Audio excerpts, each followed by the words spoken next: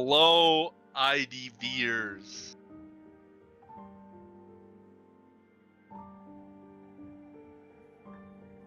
Here we are for day 3. PMO versus Alun.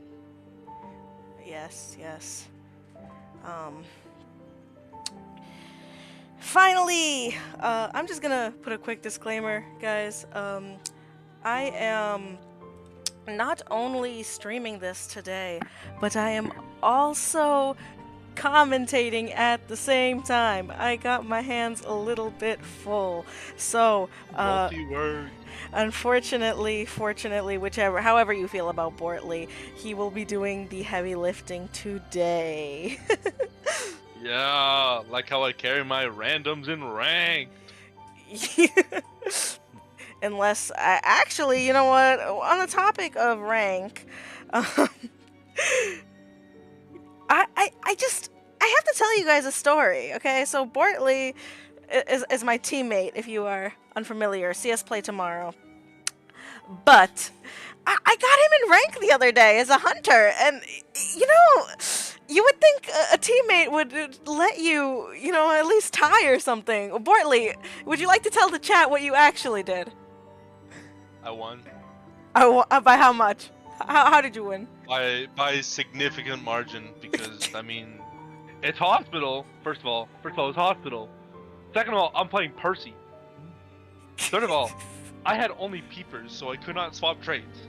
So, given the resources at hand, I deserve the win, and I won. So, gotta keep my rank stats up. Okay, I need to hit Cyclops every season, so I maintain the perfect Manticore. Okay. You know, I can understand that, but also, we're trying to do IVT, yeah, let me rank up, buddy. Okay. Anyways, match at hand, PMO versus Alun. We have seen Alun play before, as they have a Joseph. Deadly Joseph. So, and we've seen, pardon me, we have seen Joseph have significant success in this tournament. So, you know what? Anything could happen today. Alun could absolutely pulverize PMO and be like a win streak team. Or maybe they shut down the Joseph. Because I pray that there is a Joseph on this game. Because clearly we've seen a winning streak with him. And it perplexes me. We have seen a lot of Josephs, and it's kind of crazy. Like... Like, okay, we saw earlier today a Nightmare, We've seen a lot of hunters, but the most unpopular character who really doesn't usually win in a tournament setting has been getting pretty good results, which terrifies me. We might see a Koa 9, IJL, IVL, Joseph meta. It's in the works. NA is the pioneers of something we will never understand. And that's just the truth. The scary truth. Maybe one day we'll have walking Josephs around the world. Conquering Darkwood. Moonlit. I don't... Blake died! Oh no! I don't like your idea of a perfect world. Alright, guys. While Bortley was yapping, we had the teams go ahead and do coin flip. Mind you, it is very hard to type to the teams while commentating. But interestingly enough, I'm not sure if this is the first time we're seeing this, chat. Apologize if I'm wrong. But despite winning the coin flip, PMO is not picking the map, but they've decided to ban out Moonlit. Well, I mean, they're picking the faction at least, so... They want to pick their faction, that's what that is. Yeah. So... they're gonna ban out Moonlit here, so... Interesting first round choice. Doesn't really... I don't know if it really benefits hunters, like control-wise. That cuts them apart. So It's an interesting first band choice to me, at least. Mm-hmm. Yeah, I'm very intrigued by this banning of the map. All right, But we do see an ever sleeping pick as well, so standardized map pick of the century. So we can see a perfect. lot of hunters come out here. It could be practically anyone, as we saw earlier today with a lizard and wax artist both being played round one. So Bortley, it seems like Team PMO is confused by you commentating. yeah, well, hi guys. Anyways, shout out to Crest, my homie. That's right there on my screen. Hi I am not reading the But chat today, guys. Which I probably should. I'm gonna read chat. I'm gonna read chat whenever I get the chance. I'm not gonna hop on Siege. Yo, I'm the I'm only hopping one. on Stadium. I'm actually the only one who could actually technically delete comments, so I should be watching the chat, but I do not have time. Oh, Yeah. please be respectful, guys. Don't do this to me, please. Don't be mean. Don't be mean to PMO or Aloon, guys. Please be very respectful. Or I'll personally scold you on live. Lalsey cannot stop me here. He has no jurisdiction. There is no British man in my ear telling me what's right and what's wrong. Maybe you guys don't want to listen to Lalsey, but I'm running the stream and commentating and doing everything at once. And I'm the game maker, so let's just not add more to my plate, please. Let's be kind. Anyways, more shout outs to my homie Sakurai and Hannah as well watching. Alright, it actually looks like Team PMO will be sending their hunter out first. Okay. I'm excited. I'm thrilled. I'm pumped. Thrilled and pumped. I'm so glad. I'm joyous. Jovial, even. Wait, Spawn's their hunter? What? Oh, interesting. Quite peculiar. Isn't it? Wait, who's going first? Is it a loon or? So it will be PMO's hunter going first. PMO's hunter, okay. Yes. Wait, he plays hunter now? Interesting. Peculiar. Peculiar, indeed. I did not know these. This is the guy who made fun of me for playing Leo in rank because I lose. Can you play Leo in rank next time you get me? Well, I can play virtually anyone. Oh, okay. I could play like Hullabaloo, you know. I think next time we match up, in a match, that you should be so gracious and play Hellember. You know what? I want to see a Hellember in. I don't know why we haven't seen Hellember. I don't know why, but we've seen all these other hunters. No Leo. Maybe tomorrow, like, Fafa will. Man. Sure. Oh, Scott is asking for a shout out from you, not me. Oh, Scott's asking for a shout out. Okay, shout out to my Go 420 Dab God 69. That's Scott. Shout out to him. I don't know why you didn't want Bortley shout out. That's kind of rude, but I'll let it pass. Yeah, kind of messed up, man. It's kind of messed up. But now we're just waiting and chilling. Yes. We're just waiting Yeah. for the players to get invited. Get into the match. Yes. Yes. So yes. honestly, realistically, what do you expect a round one from the hunter of PMO? The hunter of PMO. Bortley, I'm going to be so honest with you. I don't know what this guy plays. I just found out I was commentating like maybe an hour ago. So I'm going to expect the meta though, I will say, because it is round one. I'm hoping for the meta. I don't want to meta. You don't want the meta? I don't know if non-meta is the move here, because I know that Team Aloon, their Hunter 8, has a Goat Man that we saw in the bottom 6 bracket do a lot of damage on Moonlit. Well, as we can see, there is no Moonlit. Moonlit isn't real. So Moonlit is not real, yes, but Ever Sleeping is the play. Maybe we see something crazy, you know? Maybe. Potentially. Potentially.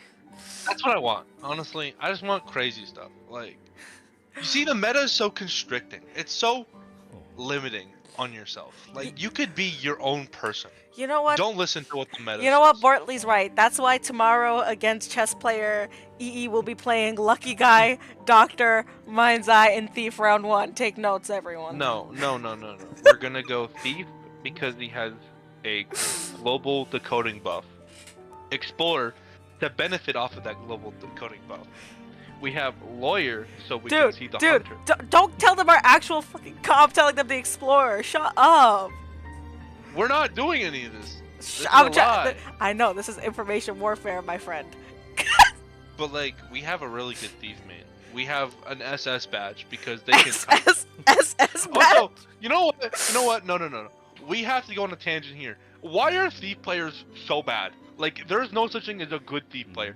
They can support, okay? Support is easy, honestly. It's like baby's work. It's like cradling a baby. You cannot mess that up. But when it comes to kiting, they physically cannot kite. It is like the most hardest job. I've seen Ada mains who don't have anything to work with kite better than the guy who has at least a vault buff. This guy is so bad in ranked. I don't know. I don't understand it. I really don't get it. How can you play a character that is a kiter and not know how to kite? I ask myself that every day. I'm not gonna say who I play, but I ask myself that every day. You can be an S badge, #1 thief, and still be the most garbage kiter in the game. It just doesn't make sense. Little girl has more kiting potential than a man with a flashlight who's been reworked twice. And this man cannot be above B tier in his whole entire life, and it's messed up, man. You know, when you say that, I understand where you're coming from, but also if you use him well, like I've seen people do crazy loops with him just by putting flashlights at the windows when they're vaulting. But that's like a one-time thing, right? No, Legit, he gets. I think he gets 3 of those. Oh, unless you meant one time that the thief is good, because I'm not saying that like all thieves are good. I'm saying he has potential to be used well. I'm not Honestly, saying that he's a great character. I'm just saying like there is potential to kite with him. you know, I'll use Zeus IDV Keystone words. Potential man, okay? Buzzwords. The potential man in Thief is wait. out of the window. What? So our referee did not add the survivors, but I was the referee last time. So let's see if I still have them added. Oh, he still has these clips of me with my forward? Really? They're so old, man. How do you still have these? Oh my god. I'm cooked. I'm actually chopped. My forward is kind of chopped, honestly. Maybe I should actually practice my forward for next tournament. Trust. IVT 2026. I'm playing forward.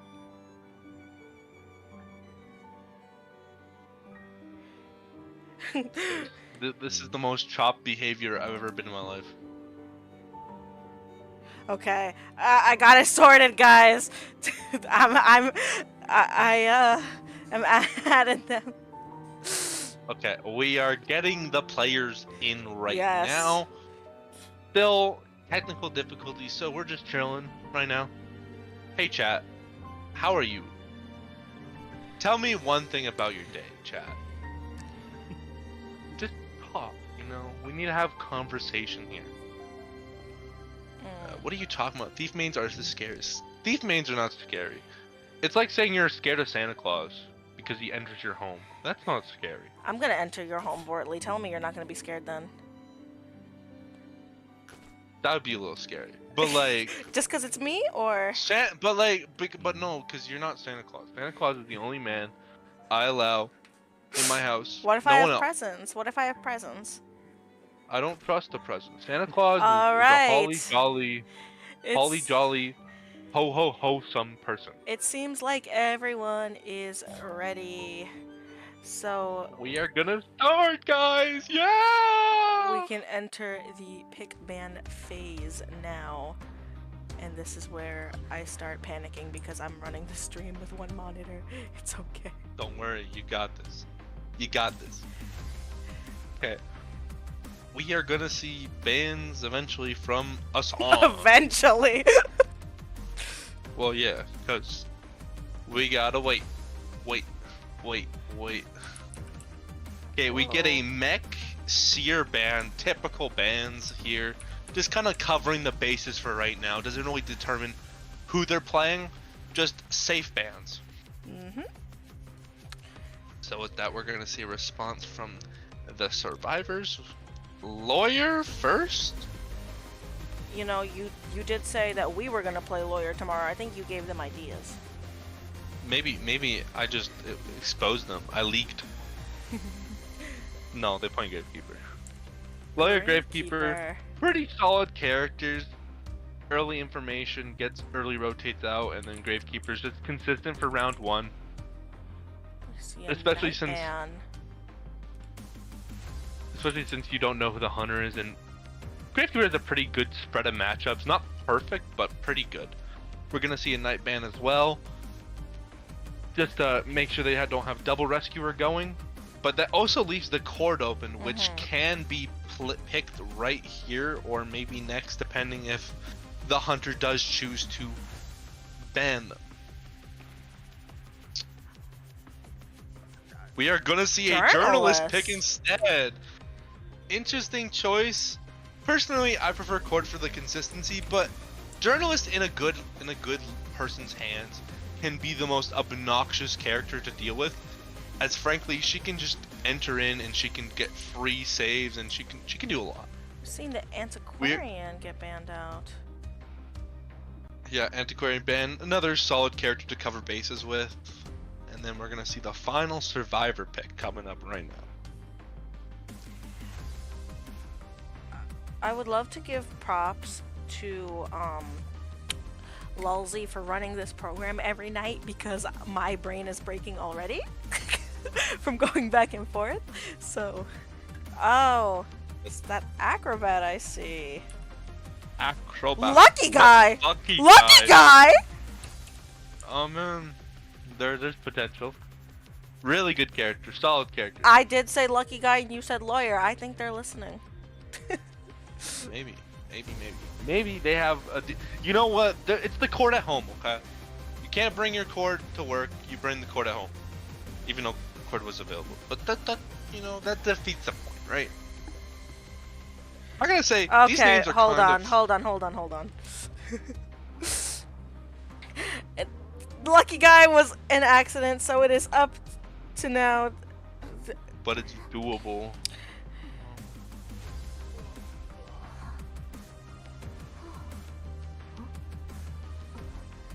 We're waiting on PMO to see if they will allow that. Oh, they said we can do it. Okay. So they are actually going to commit to that lucky guy. Hey, they're gonna rock the lucky guy. That is crazy. Oh. And it's funny because Team PMO says it's up to them, so they were given the option to restart, but they are choosing to play the lucky guy round 1. You know, I see great potential in this matchup. I think we're gonna see a crazy lucky guy. I feel like if you're over here saying, you know what, I'm going to play that lucky guy, you must be very freaking confident in that lucky guy. I mean, are we playing the tournament or are we aura farming? That's the real question we're asking. I would like to aura farm tomorrow, so when you see my lucky guy tomorrow, Bortley, don't get mad. Right, my bad. We're aura man. It's all about the point, aura point. Absolutely. I'm gonna hit silver tomorrow. Now we are going to see the hunter pick. Goat man. The goat man. That is scary. That is so very scary. Spooky. Well, realistically, this is not a bad comp into goat man. It's pretty solid for all considered. But does it really counter them? Not really. So it could go either way, really, depending on who gets kite and how long they can kite for. the first chase is really gonna matter a lot. Going into. But they also have double rescuers.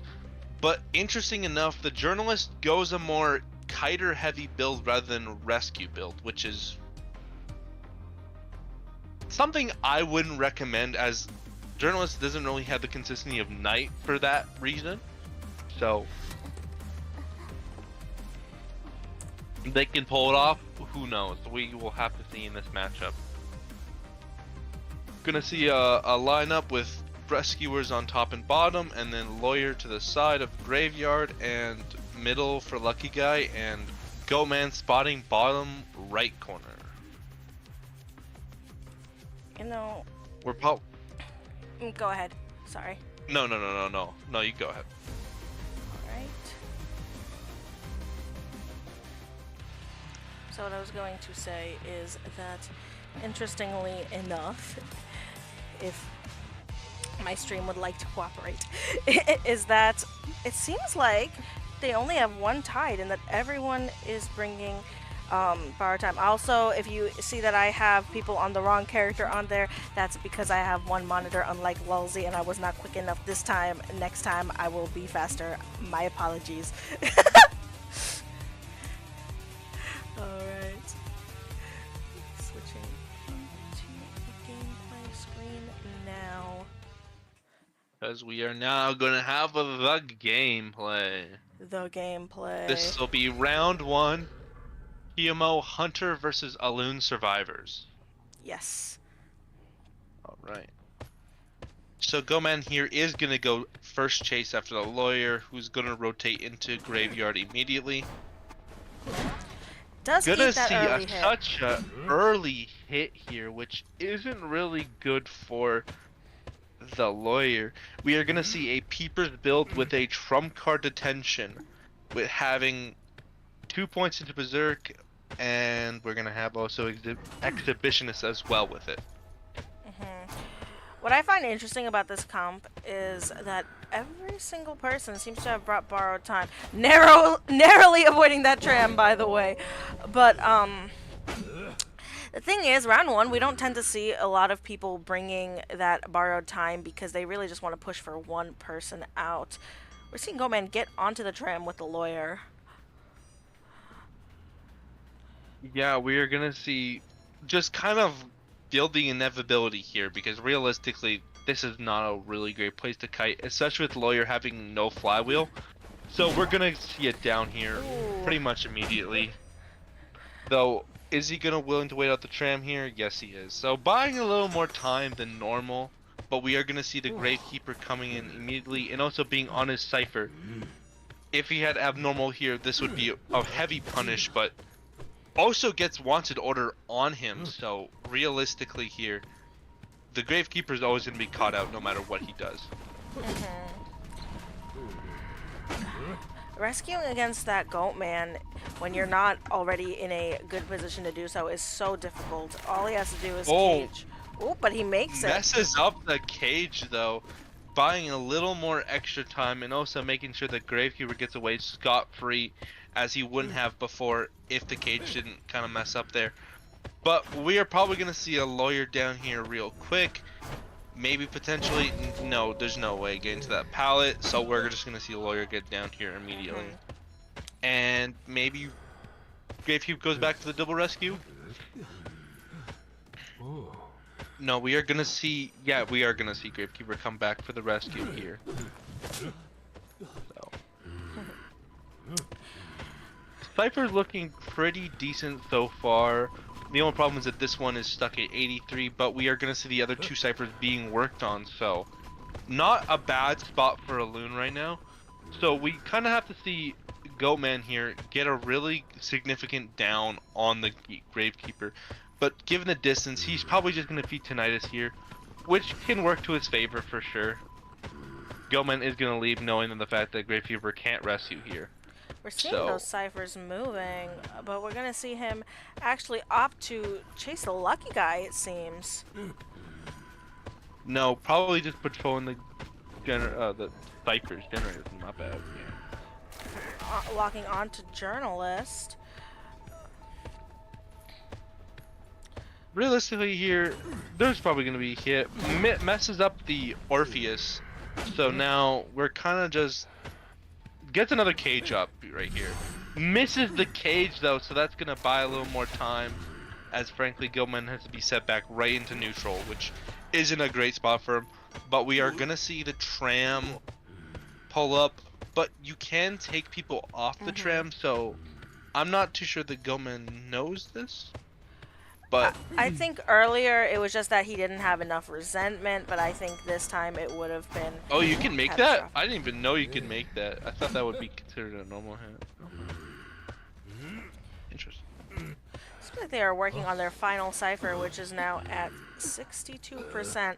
And the thing that's interesting is because they all have borrowed time, they can all rescue without too much risk. So what we're faced with now is that realistically, Gomen has to get... Okay. Get the actual hit down now. So, blocks off the lucky guy so he can't get the free rescue. Which is really good for him. Now, right now, Gomen just kind of has to keep resentment because otherwise he's not in a good position. And we are going to see the hit here, not into a pop. Now they pop. Pop very late. It's a very late pop. I'm unsure. Okay, misses the cage again. Okay, gets the hit though. It seems like he has a flare gun though. I'm surprised he didn't attempt to shoot the goat man. I guess he thought they might have swapped to excitement, which is kind of an interesting ideology to have there because I wouldn't want to swap the excitement endgame if I knew there was a lucky guy because that's risky and risk is kind of a dangerous thing here. But we are going to see that the Gravekeeper in fact was caught out here. Bad scenario as it is because Gravekeeper has no shovel. He has nothing to work with here. One cage and he's done. And with Journalist right there, there's nothing he can do. Yeah, it's a 3-man.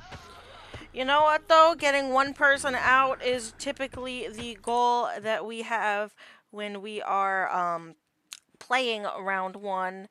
And they did a very good job ensuring they could get one person out. For sure. That match, we really did see Goatman really on the back burner there for quite a while. Bad ciphers. They kind of just knew how to play around that area and a couple of missed cages and whatnot.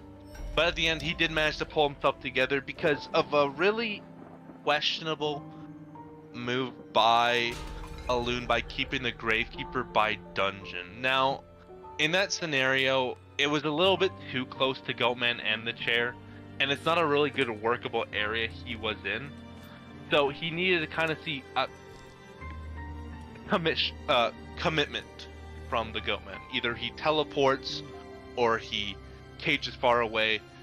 The Gravekeeper kind of just gave him a free, you know, everything. So kind of a little bit of a loss there, but overall, good job from both Alun and PMO for great performances all around. Yes, absolutely. I'm just waiting on everyone to add each other this time because they have yet to do that. But it is okay. I'm going to work with what I have. While I'm waiting on all that. Conversation time! Let's talk. Let us talk. Let us. I'm so funny. Oh, you are so funny, Bortley. You know, I don't know what I would have done if I never met you. I would have never laughed in my life again.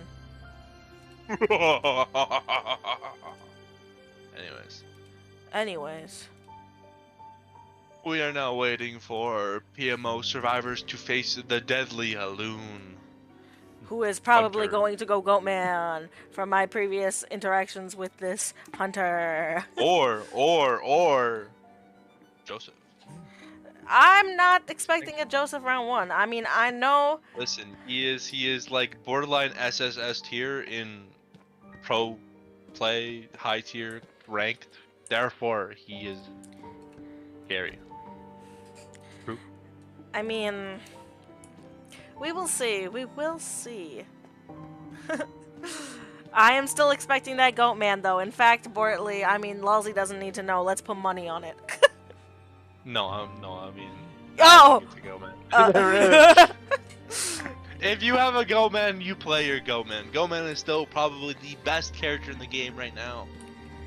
the best character on the To be game is honest- actually whatever I'm playing. I'm really skilled. Well, true. But honestly, the hunter meta right now is so bad. It is a mess because you got a lot of characters that have like either really good strengths or have enough potential to be borderline win characters. It's insane. So I'm excited for IVL and IJL for that fact because we're gonna see good players play hunters that were used to be garbage now be the best characters in the goddamn game. We're gonna see smileys like crazy rippers. I'm surprised no one here has played a ripper or a smiley. It disheartens me. It makes me cry inside because we could see such great feats and yet we see Goat Man. I cry. I think that I think there's a reason for that.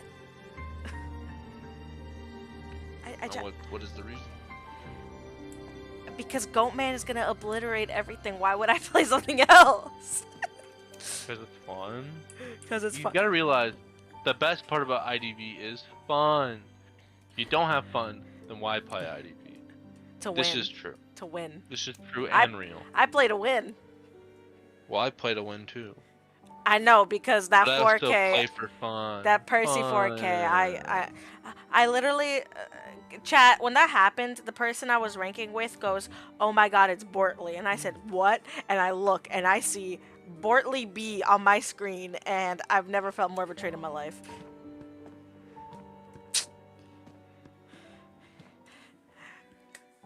You know, it's okay, chat. You know, I learned forgiveness in my heart for Bortley.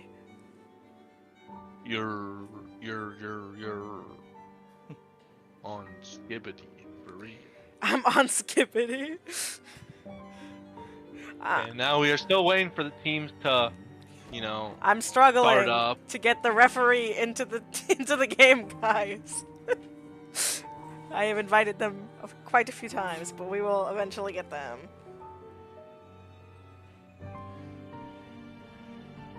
Do, do, do, do, do, do. It's fine. We will. Honestly, you know something. Okay, off topic again because we gotta kind of have to wait. You know, what was your favorite thing to do as a kid that you hate now? That What you do thought was so cool that you abandoned. Huh. You go first. I need to think. Mine is pogoing. Pogoing. See, as a kid, right? Since my parents would never buy me Lego sets because they didn't like the fact that these things cost so much money and we don't have the money. But then when I asked for a guitar, they're like, "Here, we're buying you lessons as well." But like a Lego set, they would not allow it.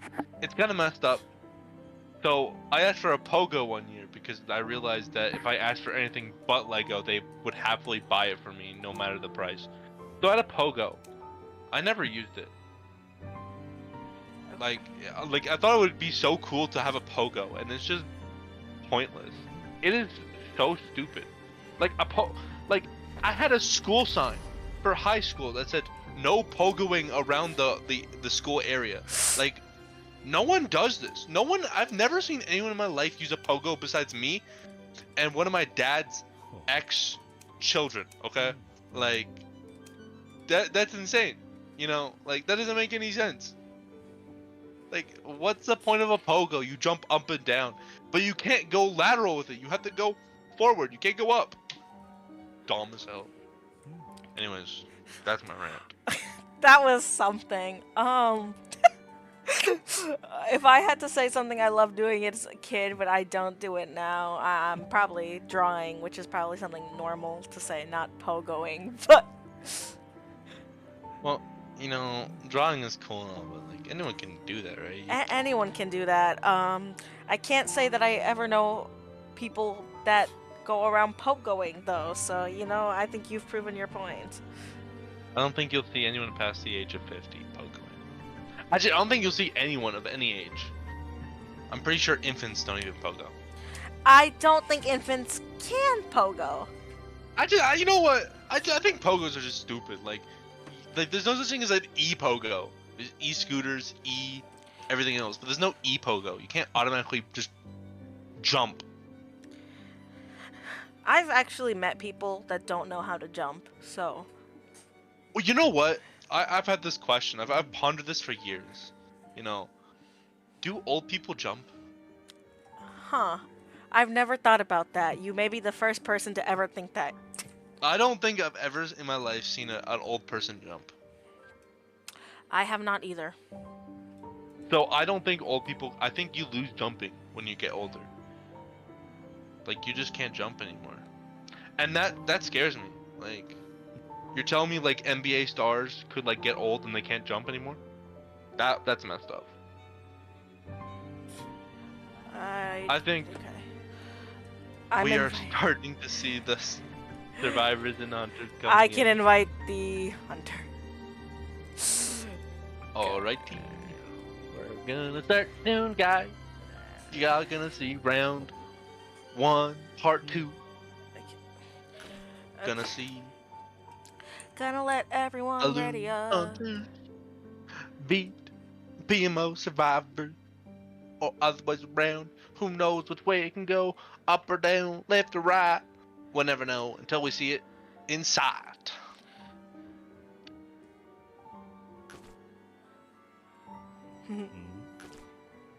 Starting. Let me switch to the pick band screen, guys. This time I remembered to put the map. Alright, go. Our early bands here, Priestess and Mech off the bat. That was the fastest I think I've ever seen anyone ban while I was I mean, they're fair, they're valid. Oh, absolutely. Priestess is a very generic character, but probably the most annoying character to deal with on specifically Chinatown and Eversleeping. Yeah. I respect the bans for sure on those 2 maps. Anywhere else, it's a little questionable and a little kind of weird.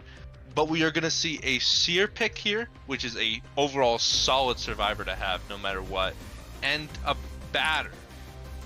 I pressed bar made on accident. Excuse me. There we go. Yo, I'm like...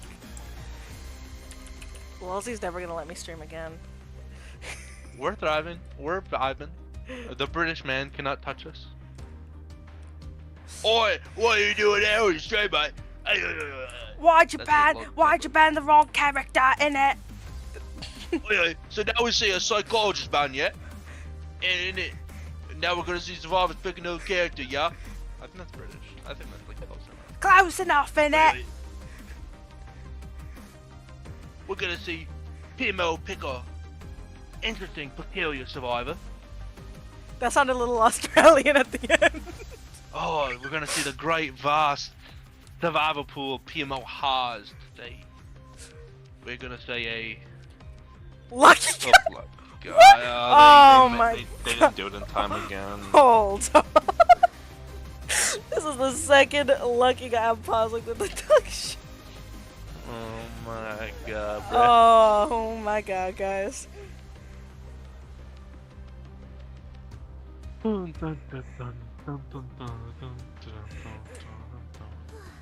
Okay, let's see.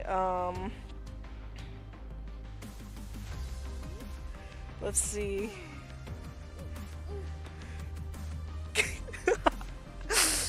I'm hearing. Well, I mean, it's lucky guy, unlucky guy. It should be a lucky guy, unlucky guy. They pay the toll of the lucky guy. The lucky guy curse. It affects us all. Nah, restart.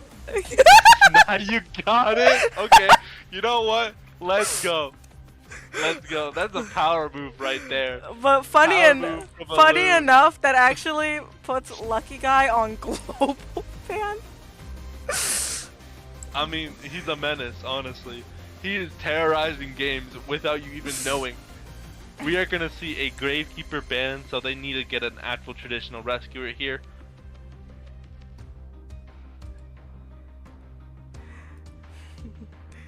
I won't. The bloody hell. Bloody hell is what they say. We're gonna see a lawyer, so no traditional rescuer. Very interesting move. They could easily put Lucky Guy on the rescue role, or they have Batter do it.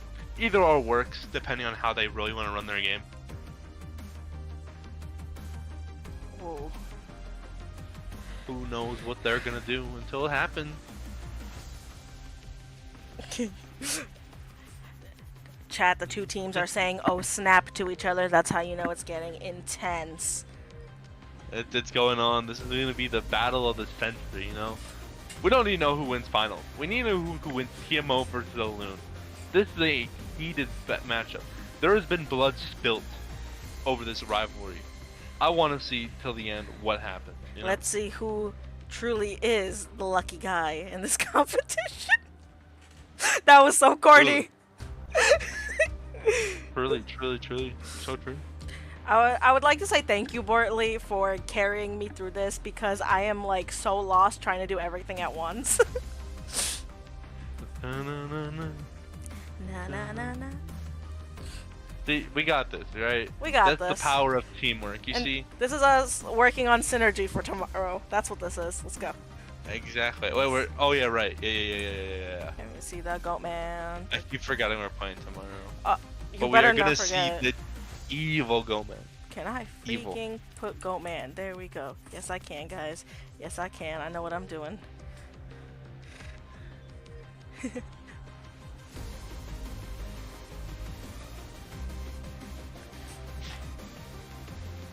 So here we probably see a close enough setup like they did last time, potentially, that a Loon did.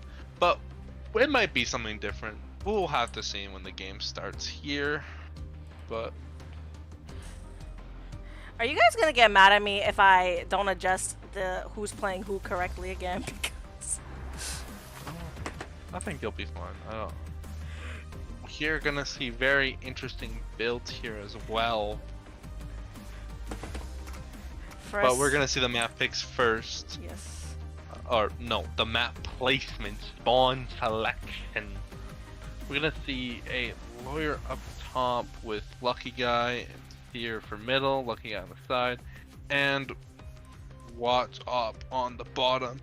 And same spawn for Goman like he did last before. Realistically here, we're gonna see him chase probably Lucky Guy, as Batter is just really annoying. But who knows? Maybe this Goatman's built different. Built by the gods, you know? We never know. Potentially. But seeing the build here is a little more interesting. We see 3 flywheels. Lucky Guy running a normal build, and a flywheel tide turner on the Batter. So we are only going to see 1 tide, and it's coming from the Batter. So otherwise than that, honestly, this can go really easily either way, depending on how much time they can stall, because they have a lot of stall in their kit. If Lawyer isn't the first target, we have Seer Owl, we have Lucky Guy Gun and other assortments, and we have Batter Balls to just keep the Hunter stalled for a long time. So Yes. This is going to be very, very intense, and hopefully these survivors can get equivalent to the first match, because they are looking for a 1 escape to tie up the match. Sorry, my words aren't working. We're gonna see Goatman chasing the Lucky Guy to no one's surprise. Yeah, we are going to see a lot of resentment on this Goatman as well. So we are going to definitely have quite a long chase here. Though the basement is here, so he does have to watch out. And an But we early do hit. actually see early hit here, but also a pocket watch from the lucky guy himself. So this can really extend the kite for a while. Though that's a little unfortunate. Also, Early a little down. bit unnecessary for how early it was. We are going to see the basement chair as well. So this is looking really good for Alun right now, as an early down like that against a lucky guy, it just doesn't really net many positives here. A lot. Especially since look at the distance from them to the hunter. I know he doesn't have wanted order in this case, but he doesn't really need it because everyone is so far. Yes. They realistically can't rescue him before half, so it's going to be an after half rescue no matter what they do. I see him drop a peeper on the cipher. And let's see.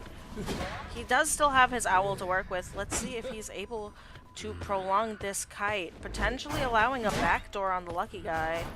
Potentially. And a nice owl. So we are going to see the owl hit here, but you realize that no one else is really doing anything for the rescue here. So we're kind of seeing a Seer kind of be by himself here and try and do the best he can. We are going to see a before hit afterwards. We see him kite out a cage, and we're having the batter support now. Batter being down a ball, but it doesn't really matter, as frankly, Goatman is in a very good position. They have two ciphers remaining that haven't been untouched, and a third one that is basically about to be done. But we are going to see a whiff on both sides here. Turns into a down from the Seer. Very unfortunate for the Seer just to be positioned there at the wrong moment. So now we are going to finally see them starting at Cypher again, but it's kind of not enough here because realistically... Oh, okay. Realistically, we need Batter to rescue here, and then Lawyer needs to finish the Cypher before Batter rescues, or have enough time eluded for it to really matter.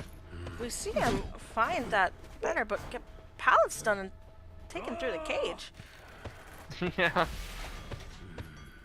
But yeah, it's going to be an after... But Lawyer's leaving for the rescue here, so we are going to see a stall on the Cyphers.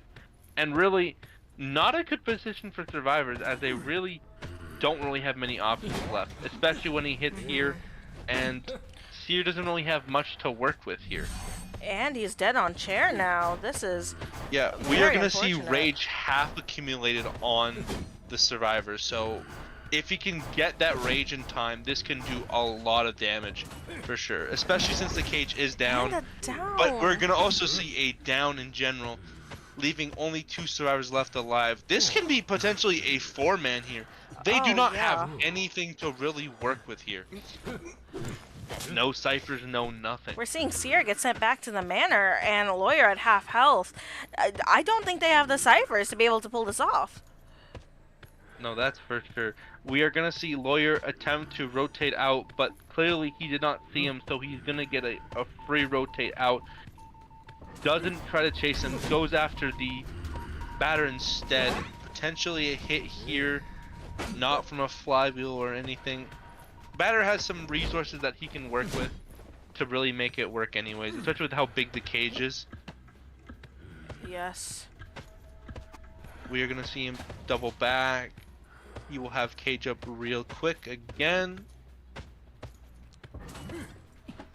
Just see the ball to try to Tram is up his to life. Misses both the hunter and survivor. A nice flywheel from the Batter, just buying time for those ciphers, but I think even prolonging the kite won't do much for PMO survivors, unfortunately. Well, you see here, the Lawyer's starting a new cipher, which is a smart play because, frankly, there's not much he can do. But also, he also can't do much here because he's going to get caught out immediately.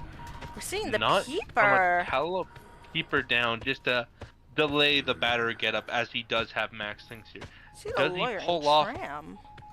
I don't think he notices he's on the tram. we'll notice right after the tinnitus wears off. So yeah, now he knows. I don't think he knew because, I mean, honestly, they could be anywhere if you don't really properly check. Which, I would never I mean, have guessed it if I wasn't sitting here watching it. no, because, like, it's a gamble, right? Because if you burn a cage for no reason and you're not on the tram, well, then you burned a cage and now you have to restart back to neutral again. But we are going to see him find out the character. Oh! Get hit by tram! What is with today in tram hits? Oh my god. You know, That's gonna set him back a little bit, but not too much. I will say this is my favorite map to watch tournament gameplay on because I love when the players get hit by the tram. I'm sorry, it's not nice to say it, but it's so funny. The tram takes victims. It is not merciful. The like tram? a god shall be. The tram knows no sides. It knows I see someone, I'm going to hit it. That is true. So now we're gonna see him being back on the batter. Batter does not have any exit path, so literally Lawyer free to hunt. just has to. Hopefully, okay, he's into nice range. This seems like a down right here. And the blood trail will be He's gonna catch up spotted. to Lawyer. We are going to see a not in the cage, so puts up another cage. This seems like no flywheels to get away.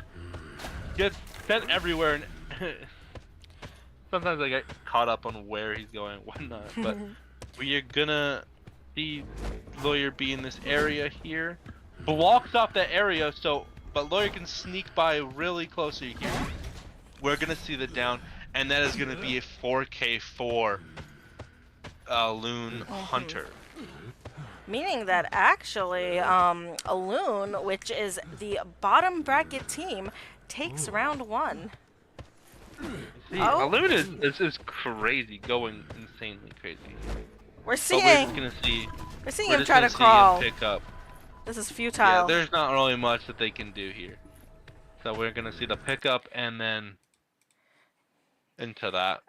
Yeah. So honestly, the main issue was the lucky guy, which is funny. It seemed like the lucky guy only really applied to Loon, and it was more of an unlucky guy for PMO. Unlucky guy. Sorry, that's so funny to me. But realistically, from the start, PMO was on a really bad just kind of game.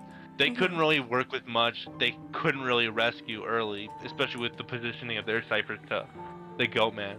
Goatman basically had all the power in the game, and he run with it. He could take big gambles, and he could make like minor mistakes like a tram hit, and he would be fine because there's nothing PMO could do about it. They could do nothing about it. They just had to wait until they died, basically. As sad as it meant to say it, but like, Loon did really good with all their work and whatnot. So we are gonna see Loon win the round by 8-1. Yeah, 8-1. No, it's I'm 6-3. I'm stupid. It's 6-3. My bad. I can't count. I'm not counting. The only reason I know what the score is because this lovely application tells me. Oh, okay. I thought like lollies in your head, the British. No, actually, normally when I'm commentating. It's 6-3. 6-3 in it. Bloody score 6-3. That means. In it. That means that Alone won round 1 in it.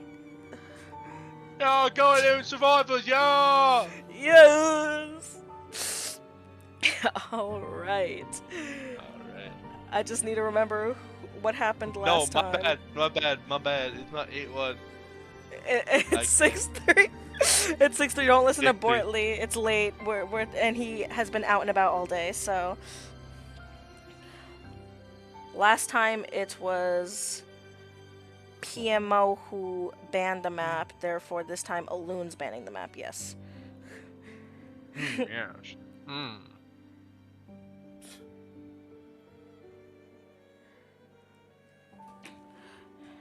You know, they will be banning Arms Factory. I can't blame them, you know. So we are gonna see both Moonlit, Ever Sleeping, and Factory out of the question.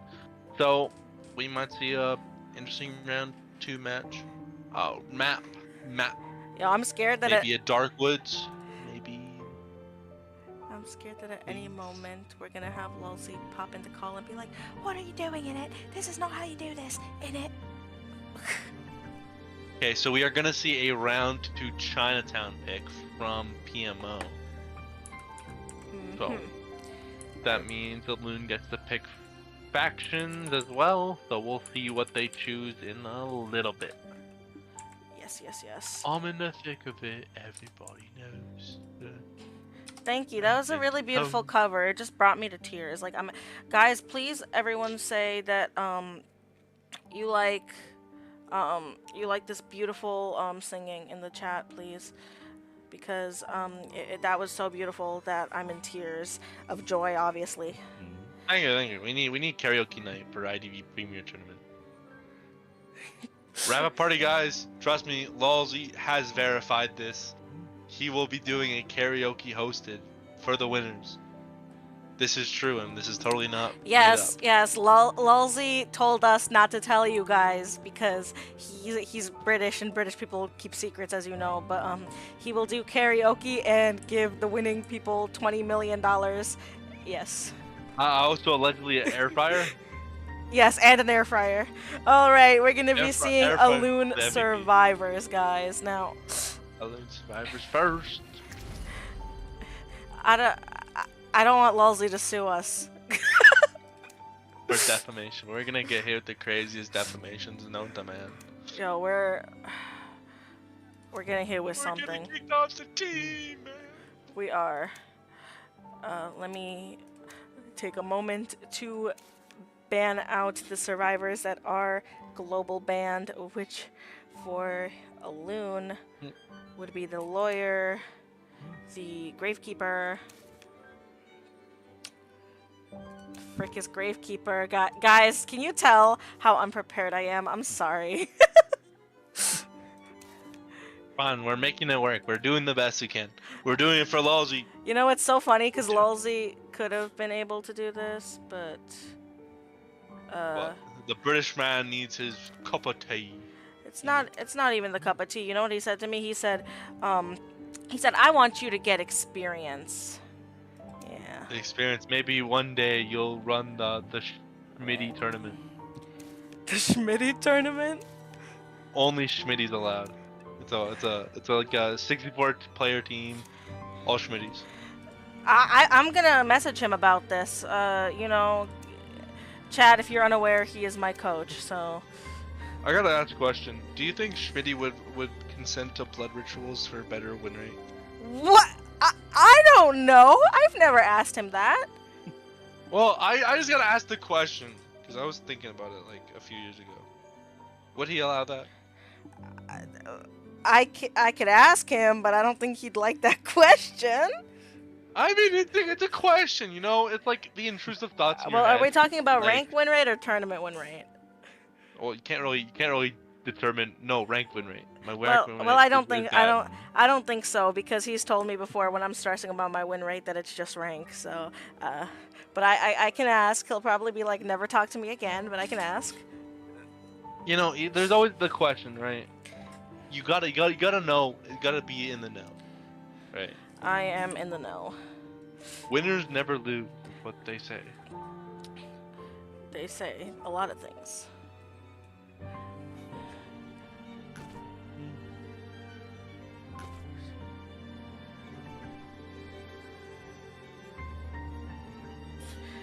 I am maybe a little silly, and I forgot to ask if either side needs a substitute. Yeah. That's fine. It's fine. Okay. PMO don't have a sub, and it looks like Alune does not, but let me see.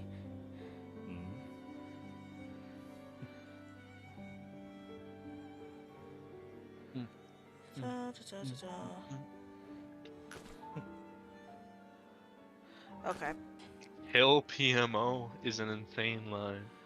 Okay, it seems as if everyone, for the most part, is ready. We're just waiting for the last person to ready up, and that has been done, so we can start the pick ban phase, which I know you guys are so excited to see me struggle again.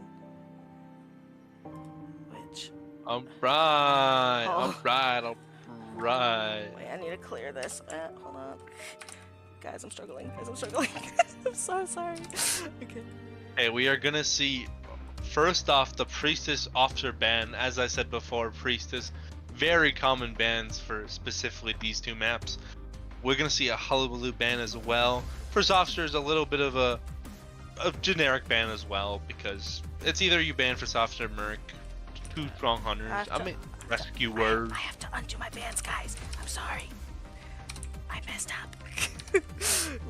With that, we're also gonna see an Embalmer Weeping Clown pickup. I keep doing very interesting survivors. Dude, really. I have messed up this one so many times. You know, Fair Lady is banned eventually. 90% of the game. This is not funny anymore.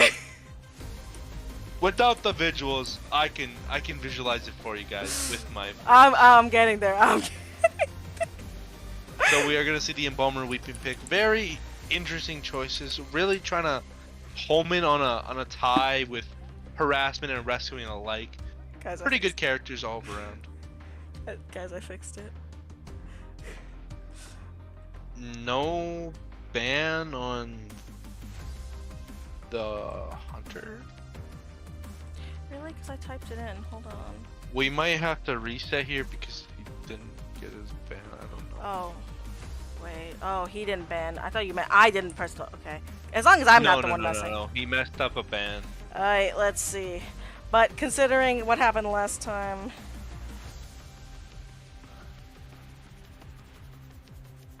We're probably gonna see a reset here, folks.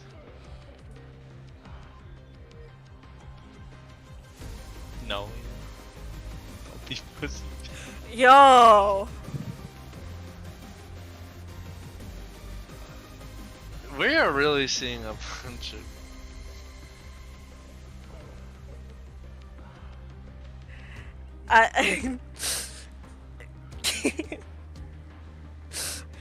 Guys, this is silly.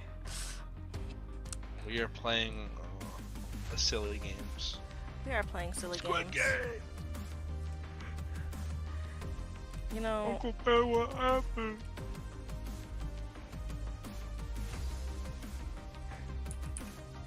Remember, Yeah, the prize is an air fryer, so we want to kind of, you know. Okay, so we are seeing. Also, for some reason, it seems like the permanent bans are not showing up on the stream, which is kind of crazy because I locked them in the thing, which is annoying. But By the way, you can reply for sure. they said no. We could confirm. I'm struggling with the Yeah, software a it might- little bit. That's fun. No, Lulz is gonna kill me. Like that. I'm a bit lucky. Did they pick Lucky Guy?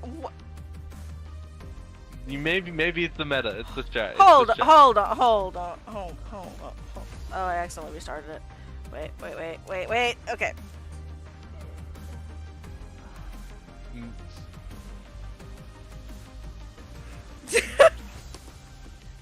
Dude.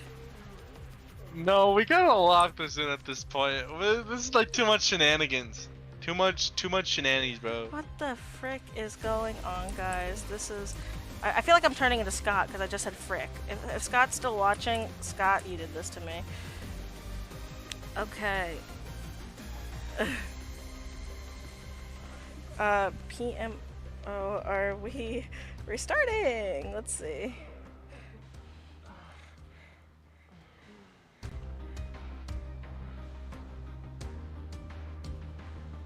I would say in this situation, though...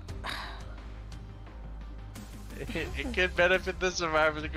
I don't really know. No, but in this situation, would the hunter be able to redo their ban, or do we just say fuck it at that point? Like, I'm pretty sure we lock in what we had before. I don't even know. I have to consult the rulebook, Lulzy.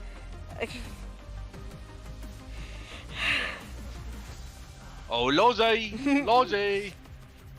Where are you, boy? Okay. That's kind of fucked up. I'm sorry, Leslie. That was uncalled for.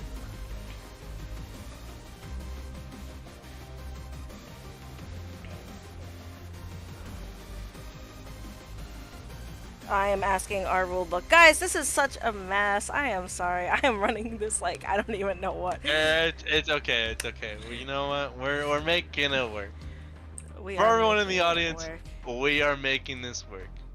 We're gonna give you the best matches we can. With all these little issues, we'll make it work. We'll make it amazing. We are here to be entertainers, and clearly, I think. Write a review in the chat. Actually, you know what? Give us 1 out of 5 star review. I have to fix this real quick now. Lowest number gets banned from the channel permanently. Lowest number gets banned rather. What? You see, we gotta have positivity flowing, right?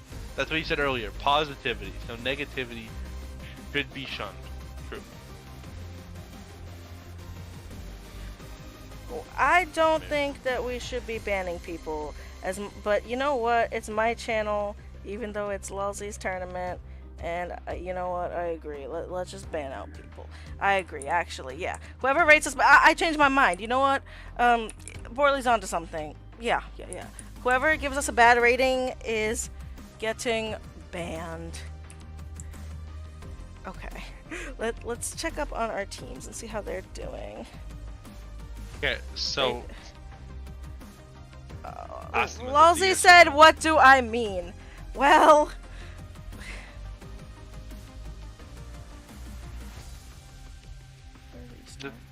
I have to explain what's going on.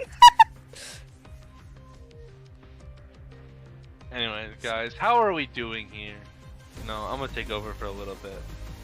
You guys like fast food? I do too. And when I was a boy, I love fast food. You know my favorite fast food when I was a little boy? McDonald's. You know why McDonald's? McDonald's had a play center. Not a place, a play center. And in that play center they had a GameCube, right? Best thing in my life was a GameCube. It had 2 games on it.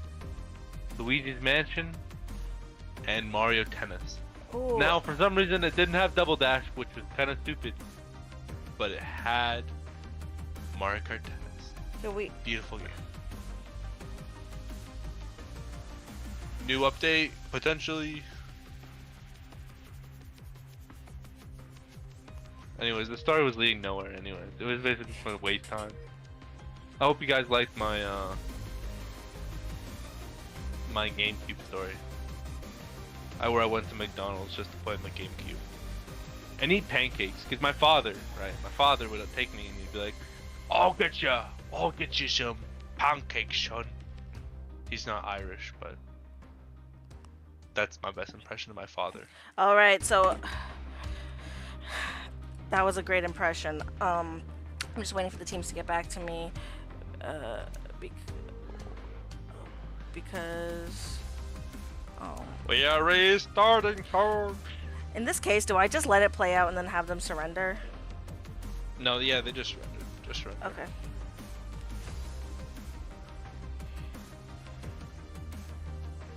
Okay. Might as well just let them reset the whole thing, because well, I don't know. We'll kind of just.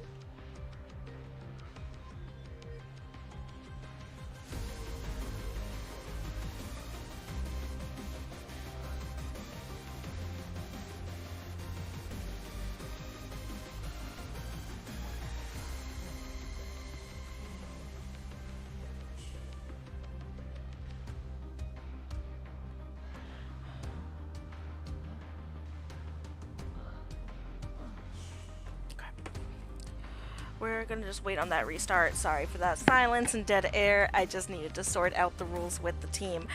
I feel like What's the hold up? Crazy stuff happened. Crazy technical difficulties. You know, like, I'm sorry for stalling the stream, but of course the day I get to stream is the day where everyone picks Lucky Guy on accident. This is the third time this has happened, and this is the third time they're playing. So every single match, someone has accidentally picked Lucky Guy. Everyone, do you guys feel lucky in your life? I feel lucky in my life. Actually, on average, what would you say is your average lucky rate? I feel like I have really weird luck. Like sometimes, like I have streaks of luck. Like I'll have crazy luck nonstop, and then when it stops, it's just the worst things imaginable will happen to me back to back. So I feel like I'll give myself a 5 out of 10 because like sometimes I'm lucky, and then sometimes I'm just so unbelievably unlucky. Yeah, for me, honestly, I think my luck is like a 60 to 40 because like stuff will really happen, and then it just goes down a hill, and then it goes into a little pit of lava, and it's like, type shit. Yeah. We are just waiting for the survivors to restart. Anyways, how are you guys, chat? So you know what, actually, how is chat? let me put it back on the caster screen while we're waiting for that, so they can talk to our lovely fake faces. Actually, no, this is actually what we look like in real life, especially Borley. I love beer. Beer. Beer. Yo. That's me, guys. I'm the beer guy. Beer, howdy, beer, howdy, beer. howdy.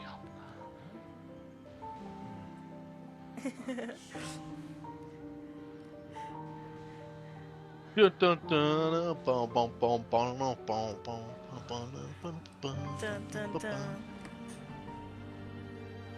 Yeah, we need to sing a song. Yeah, we should sing a song. Let's start. You should sing Twinkle Twinkle one. Little Star. 2, 1, 2, 3, 4. The wheels on the bus go. Round and round. Bortley, come on. No, you go. You Oh, do you- that oh, one. I What? can- Do you I- not know? I said round and round, and I was waiting for you to do the second round and round. No, you go round and round, round and Okay, round. I'll do both. Okay, let's try I- again. Okay. The wheels on the bus go. Round and round. Round and round. Round and round. The wheels on the bus go. Round and round. I can't take this All seriously. day long. What? We're just waiting That on was them amazing. to surrender. Okay, they surrendered, so we can restart in a moment. I'm so sorry about We're the gonna delay, do a chat. restart, guys. We're gonna get everything all sorted into a round 2, game 1. To the 24 people watching this, I am so sorry that you came here for a competition and instead you got me and Bortley singing Wheels on the Bus. You know what? I can sing on this song. I don't think they want that. I could be wrong. Chad, do you want Bortley to sing? I can sing a British classic. Oh god, okay. A real. I could pull it up right now. Oh, I don't think I want that. Honestly, I wish I could have like echoing to the mics. No. But then we'd get copyright striked, and that would be bad. That would be very, very bad. True.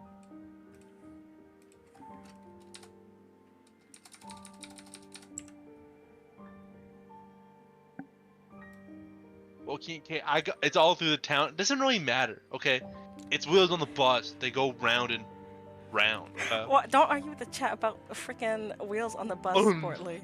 You know, I'm gonna argue with the chat because they're wrong. I'm right. I'm always right.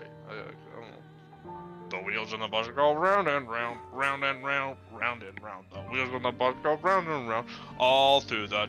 That's what I said. I said all through the town. What did I say? All through the round. I probably said that because we were talking about. We lost like 3 viewers in that time. I think your singing scared them off. You know what? Do you ever apply IDV to your real life? How so? You know what? I want to make. Well, next time I get to commentate, I need to make it my profile picture. But basically, I had an elk tier as a fast food worker. He delivered me a croissant with a sandwich stuffed inside of it. It's the most inhumane thing ever. Bortley, what the heck? I don't know what happened. Like, I asked the guy, can I get a sandwich and a croissant? Because I love croissants, and croissants are amazing. This guy said, okay. Doesn't give me the bun that I paid for, because it tells you what bun you buy. Mm-hmm. Doesn't use that. grabs my croissant, starts stuffing the stuff inside, and just handed it to me. And I cried. You I cried? don't know what to say to him. What do you say to a person who like completely massacred your sandwich? Like, hey, sir, you got my order completely wrong. Like, You know, How do you tell a fast food worker that there's like literally nothing you bought you wanted? You know? I keep forgetting that our referees do not have this team added, and I have to do it. But reminder, chat. Love That from Kazakhstan. Hey, shout out all the countries watching this. We're going global, premier global tournament. Woo! Get the love from everyone around the world. Do you think we're gonna see our 4th lucky guy?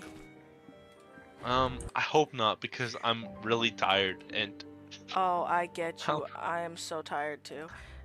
You know, chat, normally I'm in bed by this time, but I decided to be very helpful to my dear pal, Lulzy, so... So we're gonna see pretty much all the same stuff It up should to be. this point where the first incident occurred. The first incident The is first. crazy. The incident, the great one. So maybe we see Lucky Guy banned because so no one picks Lucky Guy anymore? No one should. No, no one should, but like if it happens again I'm gonna cry. Legitimately. We're just seeing the same thing. They cannot ban a 3rd survivor because, you know, and that is just what it is.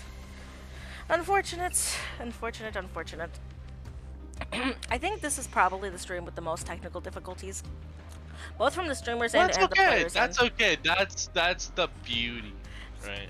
You know what? That's the aura. You know what, Bortley? I appreciate your patience with me. Now we're gonna see what the non-lucky guy pick is. And it's gonna be Painter. We're gonna see the painter. Ooh, The they're painter. gonna paint a painting. The Painter. Painter is okay. This team is very much Fix tie that. heavy. If it isn't a really aggressive hunter who can take that, it really benefits the survivors here. Final We ban are will be gonna see a Puppet. cord pick for the last really unchaseable targets here because they're all very durable and they all Yes. can stick around longer. So it really depends on what the hunter really picks here, because there's a lot of options that can really deal with this. First one off the bat, as Smiley. Smiley would be a great choice in this kind of matchup because realistically, you can't stop the clown anymore. The clown always gets his way. type shit. Type sh- So I mean, they and don't plus, honestly, they don't have to pick the clown. I told them just pick whatever, and then you know. I know, but like Clown here is an actual really good character, and it really counters a lot of these characters here. A few other choices that can really get the job done. Wax Artist can guarantee the tie, but that's not really what the hunter's looking for. If it's a win, you could pull out an opera if you have one, but realistically, from what I know, honestly, Clown is your best shot here. There's a few other characters that can work into this, but that character is just nasty right now. He's an actual demon. He will hunt you down for the ends of time, and there's nothing you can do to stop him.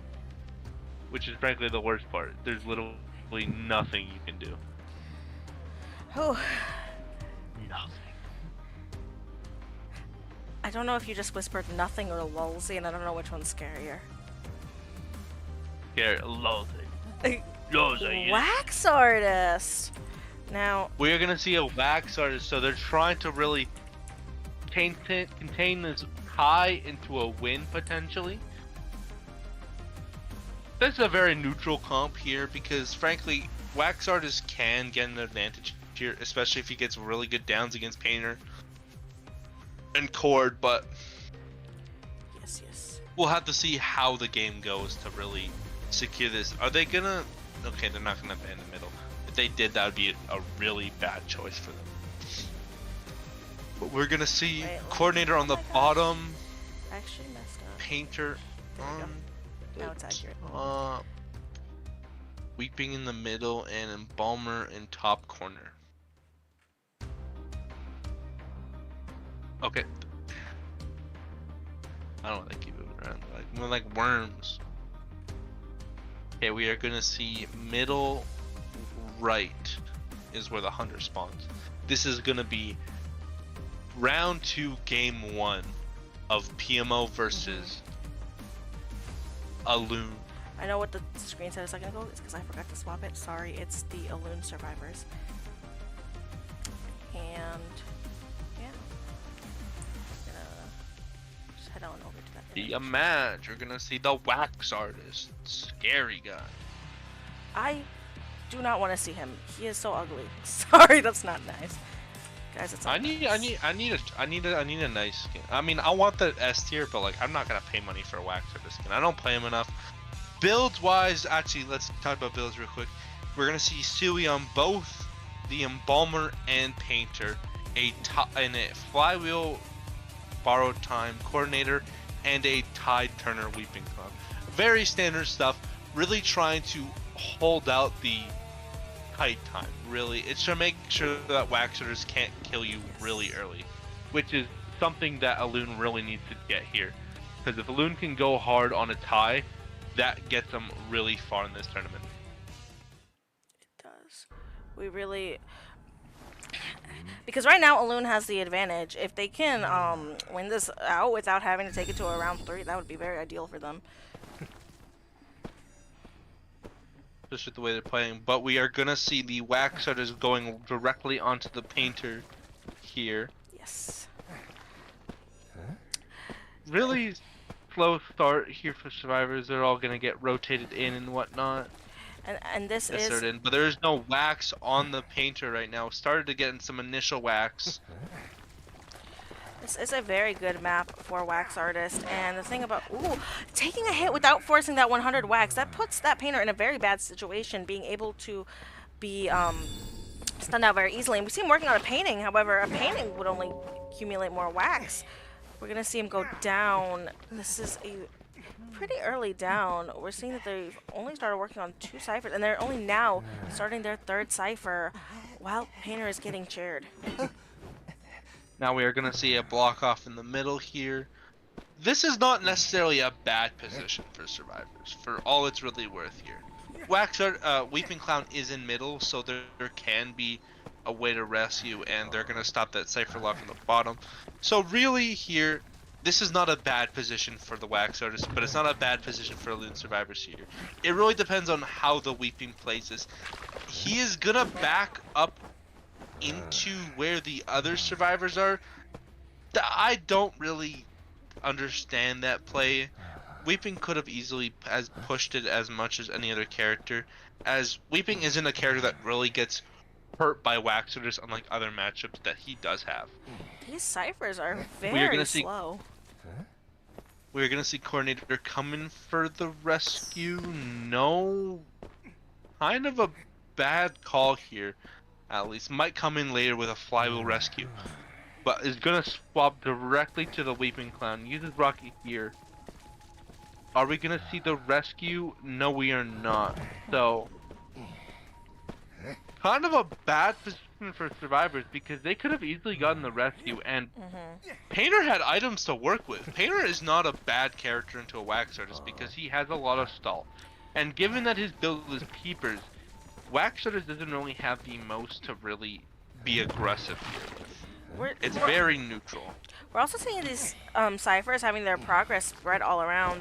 Chinatown is a map where it's kind of very hard for survivors to manage their ciphers if they're not careful. It's very easy to have these spread out ciphers and to put themselves in a very bad position, especially with a hunter like Wax Artist who can control the ciphers so well by waxing them off.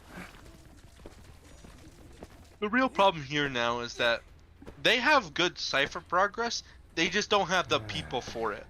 Given Weeping Clown's really early down, and Embalmer's being chased off chair, realistically, there's not much they can do here. No. They can get Cypher spread out like crazy, but Coordinator has to rescue. They have to rescue. The problem with this game is that they haven't really been rescuing, and it's kind of playing into their downfall here. So we will have to see a rescue come from the court sooner or later, and then Weeping really has to make the most out of it. So we can't see a botched rescue here. No botching. So we are not going to see the early gunshot here. But then again, he doesn't have max presence either. So we're going to stall it out for longer, potentially trying to get a tear shock or to burn out gun here. So he's going to go completely directly into the Weeping Clown here. They still don't really have the ciphers here for what it's worth. So I expect the Clown to go down really soon or right now. And that's really going to harm Alun right now. This is not looking good on the Survivor side, but PMO Hunter is in a very good position. I mean, he gets straight swap right here, so realistically he could make any play he wants. Is that coordinator down in Coordinator's gonna hide around basement? in basement, and we're gonna see a teleport onto Embalmer here. It's just looking And the for worst this. part is the Embalmer is over by where the Coordinator is, so not a great situation. But that is not gonna be a Failed the hot wax hit. That was trick. a little too slow on the Hunter side here. Fortunately, But we're it gonna goes see an down. insta down here. This is getting to a very intense match point. The question is, will he chair and give coordinator the chance to find dungeon? And it looks like he will Well, be the thing chairing. here is that no matter what, they can stall for time. Yes. Given that what Coordinator got a wand and Embalmer can freely rescue. The only issue is that frankly they have all 50 ciphers, so they have good cipher decoding. They just need to stay alive for longer than they have been doing, and that's the issue here. If they can stay alive longer than 60 seconds, we could potentially see a pop, which could lead to a one-man, which is the best thing Alun has going for them right now. We are seeing a little bit of lag coming from the Hunter here, but it's not really affecting him heavily, so. They have not called for a pause, so. No. I think at this point no one wants a pause. They're like, this match is taking so long. Yeah. I see that But we are wand. gonna see And it works. doesn't Oh my see God. the Coordinator. Coordinator got away scot-free. A little bit of a gamble here because that could have went significantly poorly for the Teleport. Coordinator. But with that teleport, he can kill the Embalmer immediately. So a little bit of a miscall from the Embalmer there, knowing that he does have traded up, but he also does have exit paths. So realistically, they can push ciphers for all they know, and be fine. They just need to find a balance here where they can pressure and be safe right now. Because if Coordinator can go back to cipher and pressure it, that means Embalmer is fine.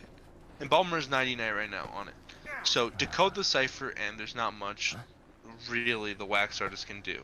He can chair, then they can get dungeon here, right? That's not the play. You do ciphers. So actually, maybe the wax artist is gonna go for a different play. No, he's not. So we could see a pop right here, and then Embalmer gets himself up. That's a perfect situation. Honestly, they should pop. I don't know why I they're think not popping. yeah, there we see They the need to pop. pop. I It feel like was- they should have popped that a little sooner though, just to gain distance. Well, mostly for two different reasons. One, you don't want teleport coming back to really kill the Embalmer here. You are so Because and two, there's enough distance on both of them, so we're really gonna see if Embalmer can reach the gate. Embalmer is getting to the gate right now, but we're gonna see Asan really chasing the Coordinator here, which still has flywheel, so we have stuff to work with, right. Ooh. and a little bit of a whiff there. And it looks Does like have teleport is teleport back up, which is going to really hurt the Embalmer here. Still has Flywheel to work with. Flywheel's way too early, and we're gonna see both downs on both sides. Now, he has to reach the coordinator in time, but I do believe that it's gonna be a 4-man. Oh man.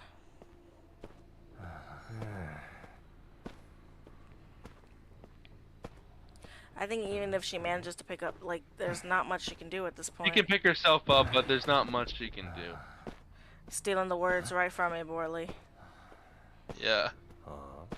But I don't think he knows where the coordinator is, so giving to Nidus but not really showing where it is, and I don't think they will ever cross paths with each other. Well, he does see her now because of the blood trails up top from Bridge, so we are gonna see coordinator get caught out here and probably die right now, soonish. Very, very curious. Making a decent kite here. If lasts long enough, we could see detention to run out and then maybe see Embalmer bleed out, but that's a very unrealistic notion, and we're just gonna see the down into a 4K from the whack. Elimination. So There was a few weird plays in this game.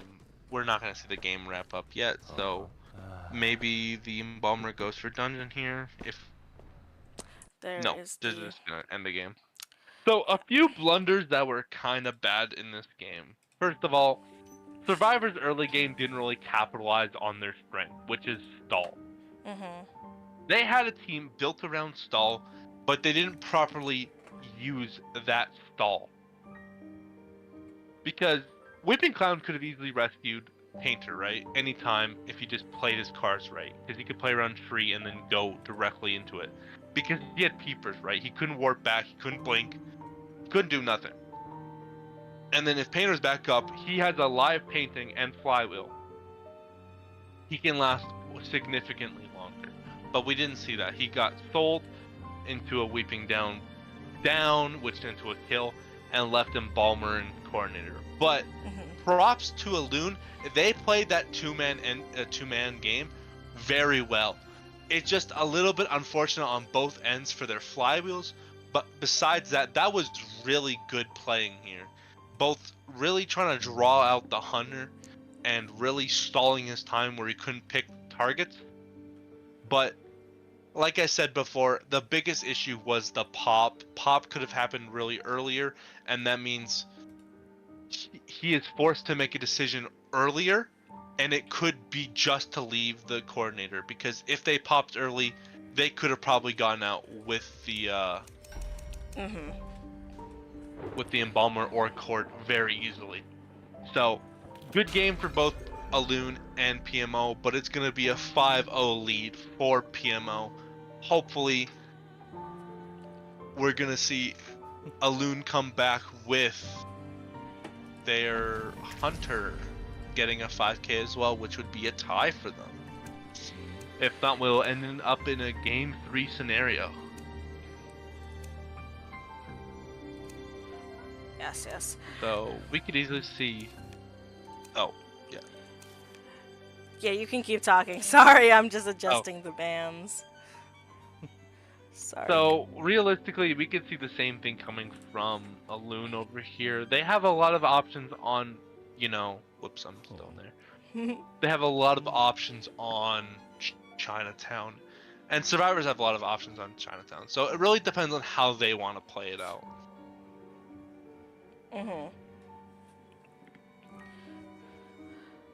Maybe we can see a round 3 Joseph then. Ooh. Why is this here? Let's get it started. I am being given a million issues by this program, bro. There we go. We're acing it. I don't think I'm acing it, but I'm trying my best. Well, we've been live. We've been live for 2 hours, and we've been managing 2 hours. Lulzy is gonna come up to me after this and be like, "Why did you stream like that? You're an idiot!" And that. You absolute donkey! You're playing like you've never played. I defeat you like you. He's gonna say some crazy things to me, guys. Lolzy is really mean. What are you stupid? Stupid in it. That's how Lolzy sounds. Your setup is completely bad like my fish and chips in it. Alright. That's our Lolzy. We clown on Lolzy a lot, but you know, that's our buddy right there. That's our British bloke. Alright. Our British bloke. That's our bloke in it. Our bloke. Oh my gosh, guys. I think I finally got the software to correctly show the permabans. Little late. Hooray! But I'm looking at my preview for the next thing, and it looks correct. Well, Lolzy's mean. That's not okay. We should probably cancel Lolzy for being mean. You know, he's just so mean and so evil. He's a criminal. He's a wanted felon for these actions. Like I don't know why we keep him around the my question is, okay, so the other team has Lucky Guy on permaban now, correct? So they can't accidentally pick Lucky Guy, can they? What happens now if they don't select? I guess they get random character. Honestly, we should. We are gonna see Mechanic and Bomber ban. So really, trying to cancel out the tie potential that PMO can bring out here. We're gonna see the Hullabloom ban of the century, normal bans. Who could ever have guessed? Woo!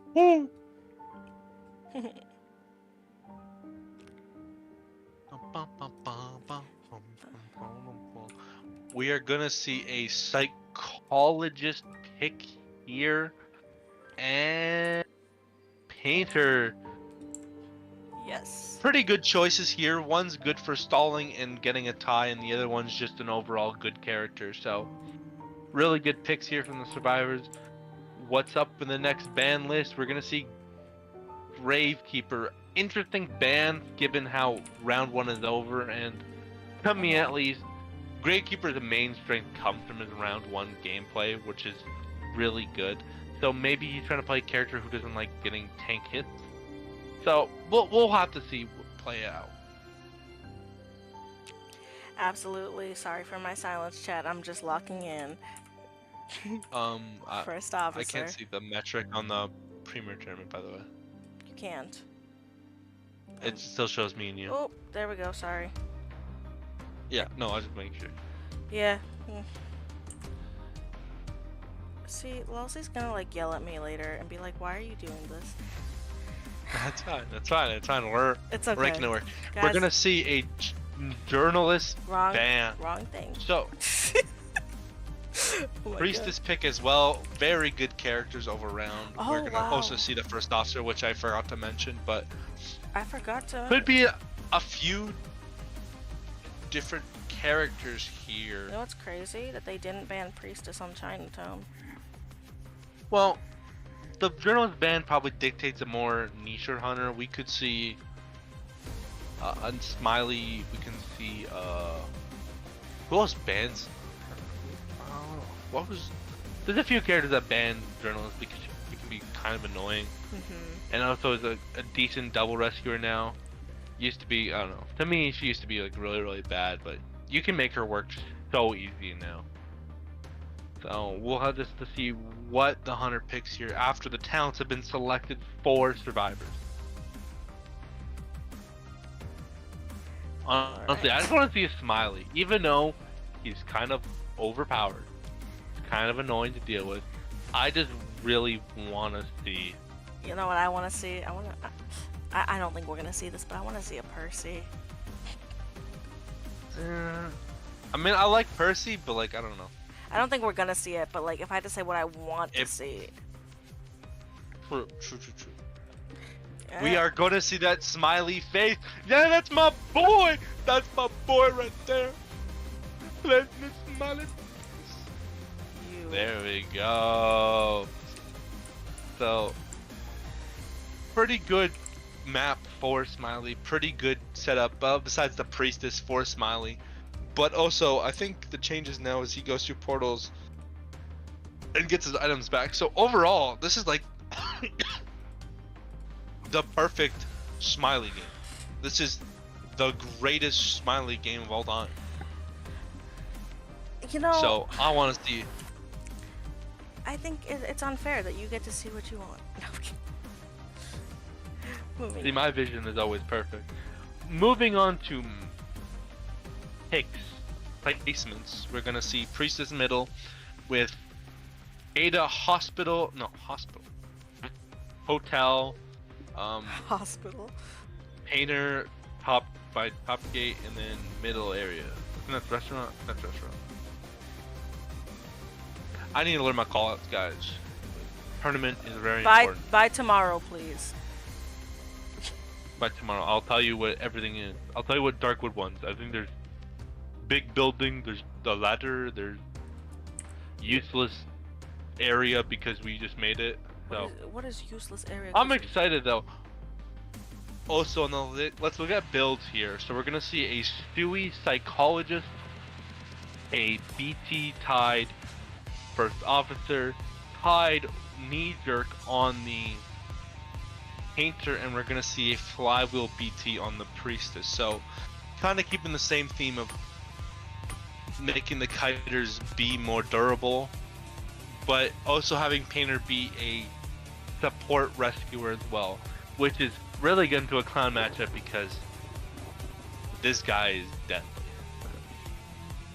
I'm excited to see it. I really am. I am. This will be game. Oh, this will be round two. No, game two, round two. PMO Aloon Hunter versus PMO Survivors. Yeah, I got it. You figured it out. Gonna be seeing this clown start to attach some drill bits. And start to roaming. Let's see if it's gonna Trying to catch find out his that first officer. target. So realistically, he can do a lot of things here. He can burn out, but is actually gonna chase here, which is interesting play here. It hits him. But is gonna get the hit here. This is very good because he can just abandon the first officer and never chase him again. Like, there's some good stuff you can do here. Did not equip the drill bit here, but gets everything else. Is Looks like he's gonna committing. commit to the first officer. A little bit of an interesting choice. And a terror shock. I get a terror shock, which is major value here. This is a very good start for Clown. Doesn't have to really chair basement here because there is a priestess, in fact, and it just makes time harder. But this is a good early game for Clown here. Absolutely. Clown really has control of the game, And and there's not much. remember, can this really do about this clown is ideally looking to get a 4 kill to tie up this round. So we are going to see Painter try and come in for the rescue. A little bit of a weird one because Painter really has no options here. But there is a portal. Misses that, but can easily go back to the gate. Looks like this is gonna be after half. yeah. It's going to be after half, which is not good for the officer. And honestly not good for the team. Looking at the ciphers right now, the ciphers are brutal. They're absolutely terrible. Very late watch, so we are going to see a down here, and it's going to be a... I'm a little confused by that play. I mean, to be honest, there's not really much a first officer can really do there. He has to kind of just pretend he can get a play off and hopefully get lucky that the clown hits the table or something, but... Alright, now with the first officer being sent to the manor, we see Clown on the lookout for more survivors. Potential victims of the clown, and Seems like so psychologist we're gonna who misses a misses the flywheel. flywheel. So this clown is very commitment heavy, which can be good and bad for the survivors, but in the favor, it is really working out for this Another clown. hit. Gets a 50-50 mix up on the psychologist here. Really good place for Clown here. Clown is in a perfect position. Oh, looks like she rotates into Psychologist. him. So now all the Clown has to do is wait. He doesn't have to do anything else. Once stress leaves, boom, insta hit, and then move on to the next target. And if you look at ciphers here, ciphers are brutal. Sure, they can pop their third cipher, and they have 2 at 30%, but that really doesn't mean much for a clown. Clown is a character that can really punish you for a lot. So frankly, this is a position that is horrible. And really, only Priestess can rescue here, because Painter doesn't even have a painting setup. So, we are really screwed. We're seeing that portal. Does see the portal, maybe sees it a little bit later, but misses the hit on the survivor here. Let's see, the Is body gonna block. get a hit on the Priestess with a body block here. Now we're just waiting for the And a inevitable. Gets a blink. blink down here. Can just chase the Priestess, but is probably gonna chair first and then gun for the Priestess. This is looking really good for the clown right now. Yeah, there's literally nothing these survivors can do right now. Breaking that Given portal. ciphers right here, 88% on one cipher, and the other one is 33%, which is the one that Clown's on right now. Realistically, they're not in a good spot. Yeah, they can pop ciphers over there, but we are gonna see a Painter rescue Now the right Painter now. actually has tied. If he's able to make this up, he can actually buy a little bit of time for ciphers. Terror shock off the chair though! Terror shock on him! This game is basically over now. Terror shock like that is dangerous. That is absolutely dangerous. That is a I game-changing never terror like shock. chasing against a clown like this, but damn if it happens in the game, you are in trouble. Right now, all Clown has to do is gun for that Priestess. He can do it in any way, shape, or form right now. We see the portal being set up. Global Portal is a little bit of a weird play and also a nonsensical one. I don't really understand the play here. Is just gonna leave her on the floor, gunning for Painter, but also can just go after Painter as well. Not really a point to really stall up the game for longer, because Painter, he knows where he is. The general vicinity of the area. And with Drill Bit, the healing takes very long, because he's at 80% right now. He has Oh, no yeah. way to heal. I mean, So at we're least just he's gonna not. Clown to try and find him. He does see him right now, and this is gonna be a 4K, a tie for both Illum and PMO. 5-5. What a good round. Honestly, you know, that's exactly what we needed to see from Alun's Hunter. We needed to see that 4-kill elimination to be able to tie the round, and you know, now they will be going to their third round, and yeah, Yeah, this is very close. that was a scary round. Given the fact that realistically, that early game was brutal for survivors.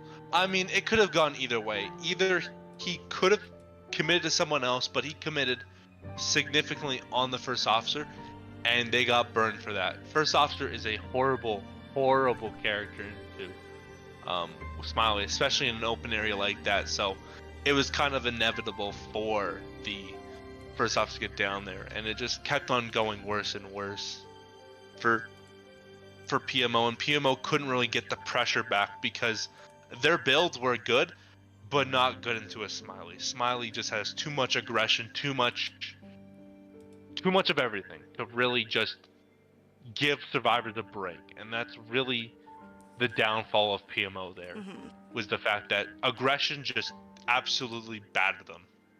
Yeah. So, Yeah, absolutely. man, I need to get some water. Hold up. Give me 1 second, guys. I know it's unprofessional, but I need water. Look at. Oh, my phone Portly dropped. being No. Unprofessional. Yeah, sorry, guys. Sorry, Sorry, Loz. I gotta get some water. Bottle of water. In it.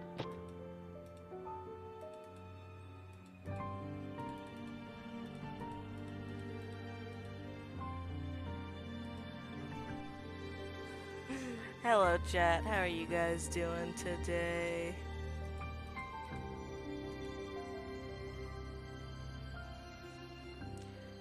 Everything good with you guys? I can't really read the chat right now, but I hope you guys are doing good. You know, I think you guys are pretty cool. So,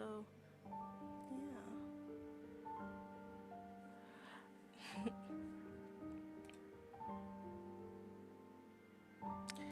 I think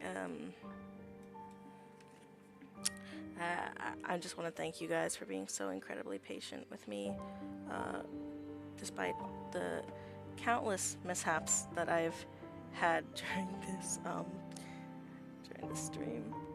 And What is up, gang? Bortley's getting water. Bortley's back. I'm back though. You're back though.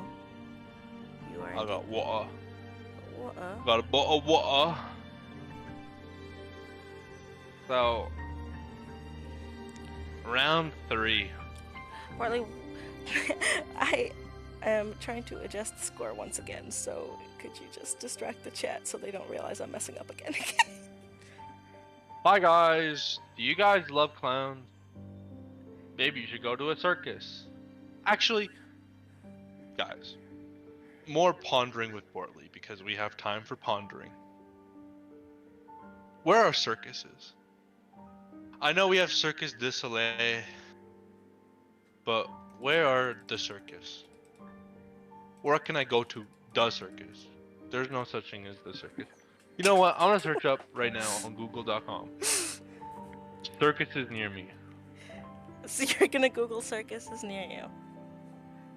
Circuses near me, yeah. Closed location and closed location permanently. Okay, guys, I don't think circuses exist anymore. Okay, with that note, I was able to fix the scoreboard. So we have one win on the side of Aloon. We have a draw for round 2, and the score is now 11-8 in favor of Aloon, guys. So I'm just gonna get all the map pick information set up. Yes, I am going to do that. Hey, chat. Welcome back, by the way. Welcome back. I'm here again. This is like... Yeah.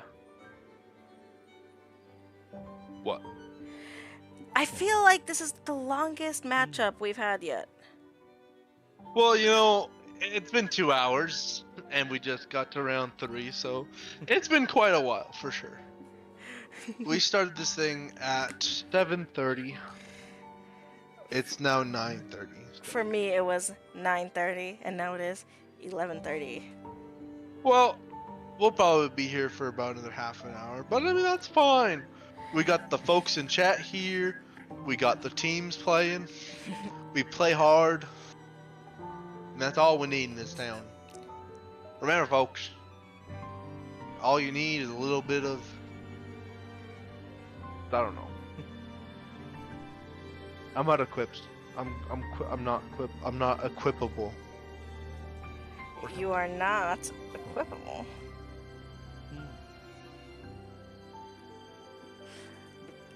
Just waiting on it.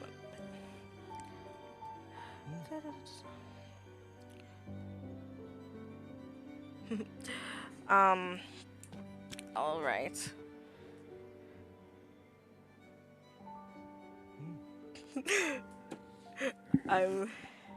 I'm like really bad at this. I'm not gonna lie. Yeah, I believe they are unbanned. Yeah, I believe so. Okay, so they can pick anything. They can pick Darkwoods for all we know. Okay.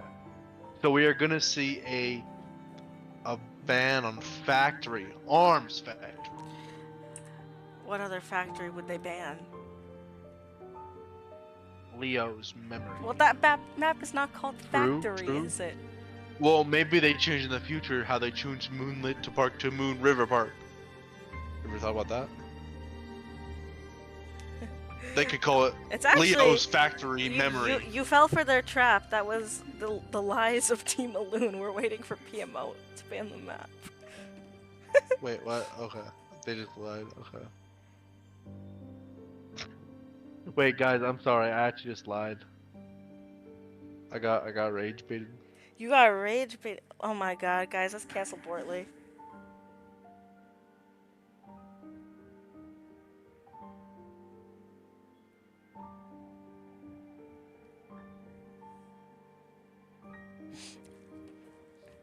Okay. Just waiting on that ban, guys. Just waiting on that ban. Portly is currently in their chat, telling them that they made him say something stupid on live, which they did do that. But it's okay, because both of us have been doing stupid things on live. So it's okay if it's, for once, just, you know. We're relaxing. Anyways, I believe we are seeing a lakeside ban here. Are we? Are we really? We are from PMO from themselves. They literally sent me a carrier pigeon saying we are banning Lakeside. You know what? We have Victor, right? Why can't we have a pigeon carrier character? We should. You have to like aim. You could like aim the pigeon at the survivor. Like you gotta throw it. That would be fire. I'm just saying. A pigeon carrier would be so cool. I feel like that could be pretty cool, yeah. But I think that Actually, wait, no, that's new gen. That's new tech. That only had pigeon carriers back then. Sorry guys, I lied. pigeons are new gen. Pigeons are new. Okay. Okay, let me switch it up. When were pigeon carriers?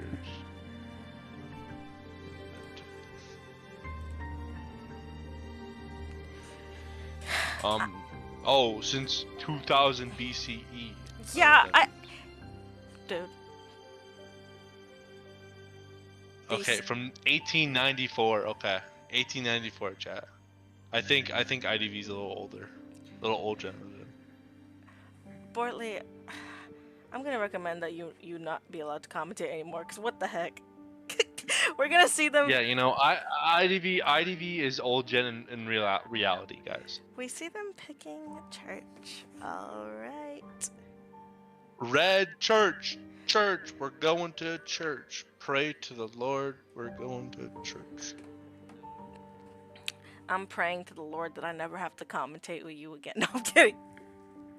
Listen, I'm a great commentator. I've done it twice so far, and I've done it great twice. You're much better than me. I'm also multitasking though, so I'm gonna give myself an excuse to be a little botched. You know. Thank you. Thanks for the comment.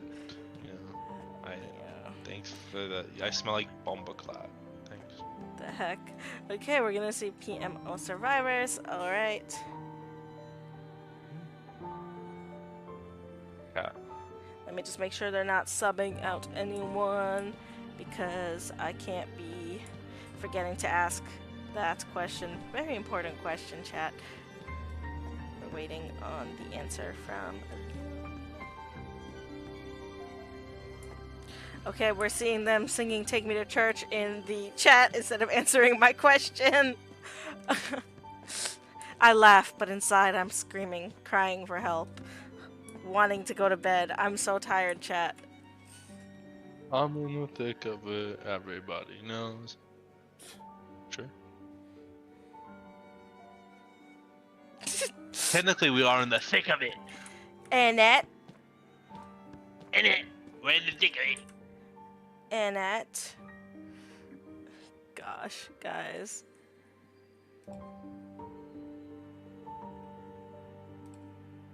I'm like, wow.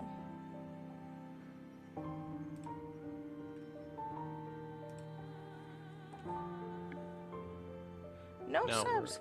No substitutions on either side. No substitutions. Annette. Well, if you're nice for the game, no harm, no foul. Playing game. Yeah. Or red shit.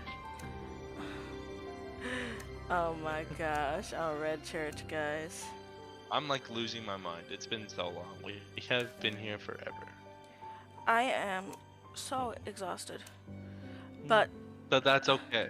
We're gonna see some great plays. I do this for you guys. I do this for you guys indeed. And I know right now We do it Lulz for the people.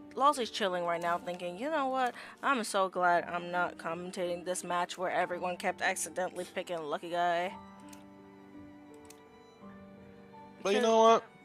Hey, you know, the craziness just started this week. We have all weekend long, folks. This is the Lawsley Premier Audivate Tournament. Anything can happen. Tomorrow we could see some crazy wild action. We could see Nightmare galore. We could see Lucky Guy Pandemic strike again. Anything can happen. But See, I'm inviting the hunter because I'm doing multiple things that I am doing. Yes. it is fun. We are just waiting for the match to start up here. Random. You know, we're gonna do another Bortley B story. You know, one time I fell off a boat Oh, because of a God. bucket. What are these stories? These are true stories that happened to me. So okay, so we had this game on a boating trip, right? We were in BC, British Columbia, for all you non-Canadian folks out there. You British people. No, man, Americans, not the British. I don't know why What the British. hell is wrong with you? Anyways, point is, before the match starts, I was on a boat. I had a bucket, right? We're gonna And the goal was to we're fill gonna ready the up and bucket. we're going into Bam Pit. No. No, we're going into Bucket. we're going. I do not care. We are going into Bam Pit, Bortley. You can shut up. Okay, so we are gonna see a priestess mechanic band starting off the gate. Pretty standard bands. Priest is a little bit weird, but like if you just don't like priestess, you hate priestess. You know, that's kind of the name of the game. But Just like how we I are hate gonna see Bortley. the photo band. No, grow up. I think that is probably for the better because they know that this is a scary. There should be 2 bands for the hunter. Oh frick! I messed up. Chat. I messed up. No, just ask them in chat. I'm gonna ask them in chat. Okay. Oh my god, I'm so sorry, guys.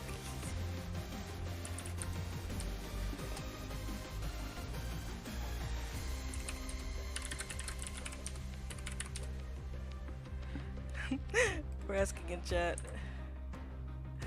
It's fine. They don't see the real game, so. Where am I at? They picked.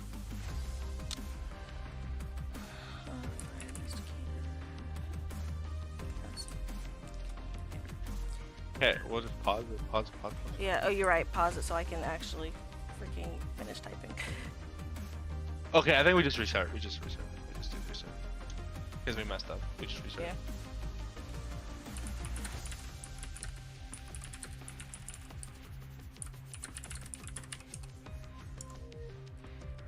Start from the beginning, folks. I can continue with my bucket story, okay? Yeah, tell your bucket story. Bucket story, guys. So, I was on a boating trip, right? And there's this game we had to play. And the game is where you had a bucket, right? Wait, And hold the on. bucket. What? We don't need to pause. 1 second.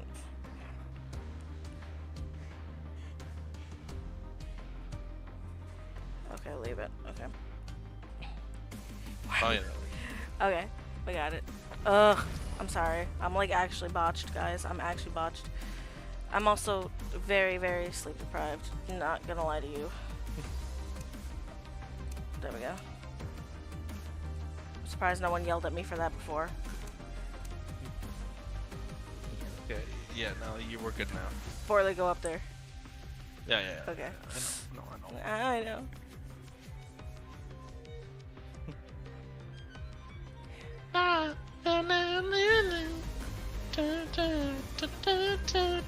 I'm never gonna finish my bucket story, am I?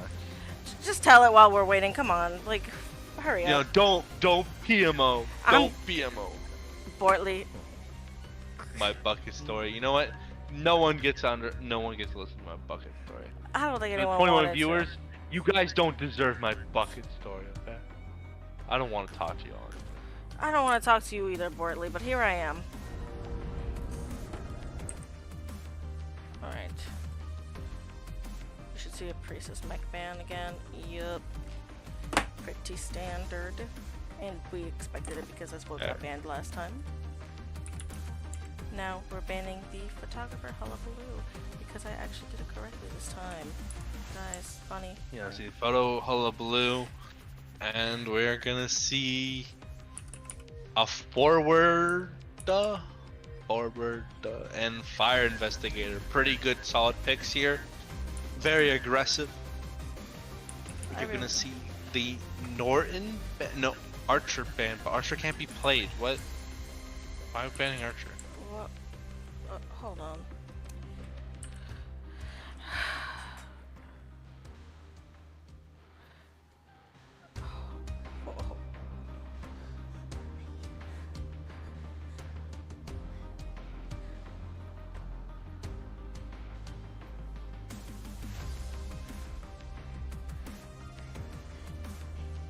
Oh my god. I have to ask Lulzy. No. We're just. We just have to consider it. I'm tired. They said too bad. They said too bad. They're not giving them a restart. Let's go. No, we're just going. Just go. We're just going. Let's We're go. just going. Yo, we're just going. I'm leaving that spot blank because they messed up. Okay. Cheerleader. Anyway, we see a cheerleader pick and the Archer ban, which was probably going to be a Norton ban because they just wanted to ban out a harasser. So we're going to see a very heavily support-heavy comp, just to, you know, really solidify this. Yeah, that's the word. Yes. Guys, this is gonna go much more smoothly with the GSL stream. I'm so Anyways, I think Reika is talking in the chat. That's Karma, right? I think so. Yeah, Reika is Karma. What did Reika say? I can't read the chat. Bortley noticed me. Bortley, no one wants your bucket story. Bortley, can you stand up from a chair? Bortley, you look like a Texas Steakhouse burger. Bortley, you smell like bumbleclaw. Literally, it's all been Bortley. Something. The Bortley. heck? Something. Anyways, besides that, we're going to see a barmaid ban and an entomologist pick here. So we might see a control hunter of some sort or a very aggro character. Because barmaid usually dictates a very, like a hermit. Well, I mean, because we don't get to see Joseph here anymore. Could be a hermit, could be a dream witch, could be an ivy. You know, earlier you had Yeah, your but wish that's come true, and now they banned the Joseph you wanted to see. So I think we're even.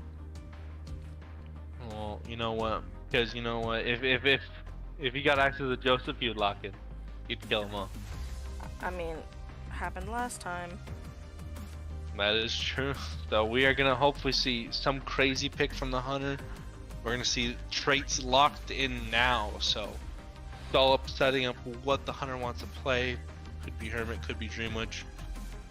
Any other characters? It is a hermit. I am always correct. I can't stop winning. You are way too happy about that, my friend. Anyways, so Hermit really does well into these kind of support comps. Not really, because if they get too supportive and Hermit cannot do anything about it, it really bites them in the ass hard. But it could always pan out well because Hermit is just a win or die hunter.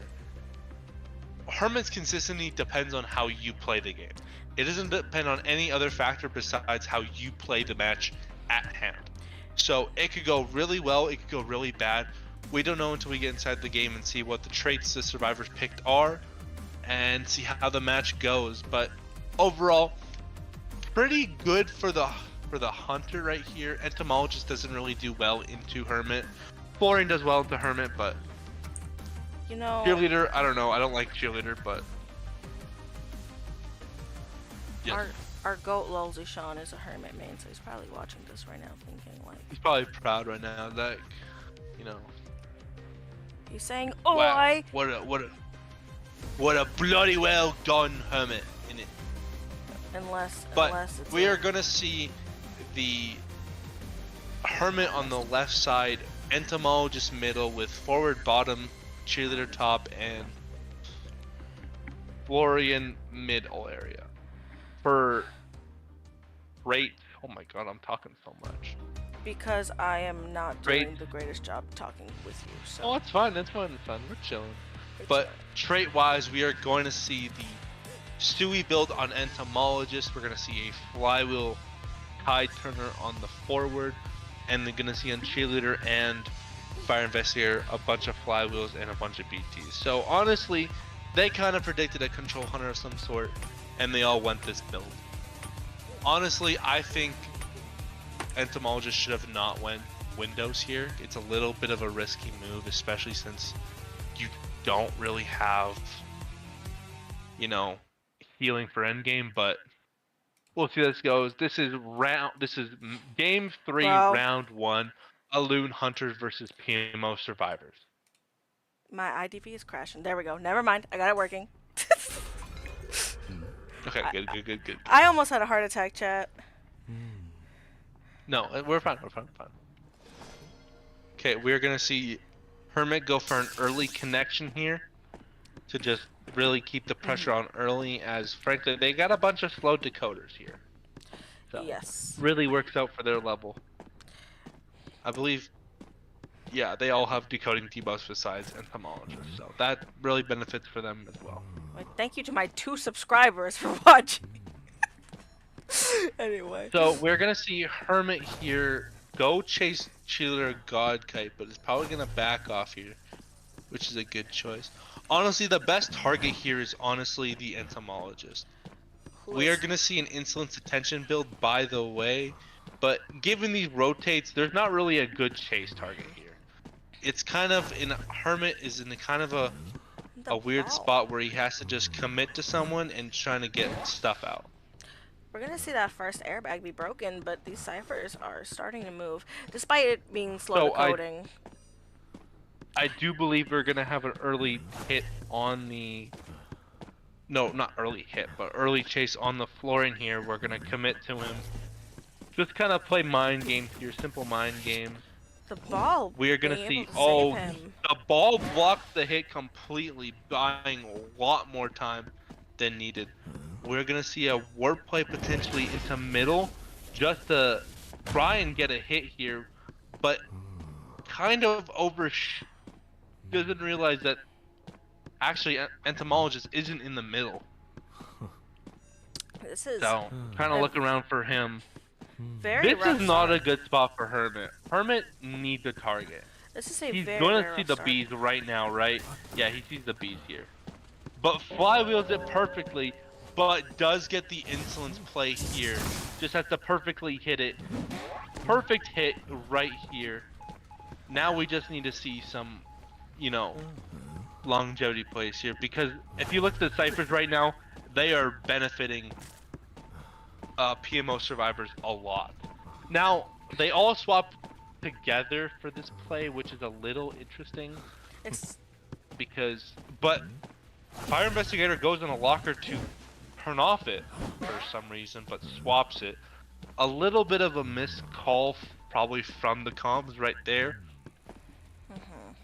But we are going to see Entomologist basically just running this Hermit around like a madman, and has no flywheels, so we'll take the hit here. It seems like they're about to pop their second cipher, and they have another cipher around 80 and 2 more that are about halfway. This is not looking good for the Hermit.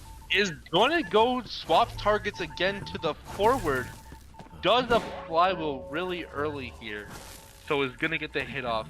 This is just not good for the Hermit. No matter what, realistically, he has to just pray that he can get injuries here.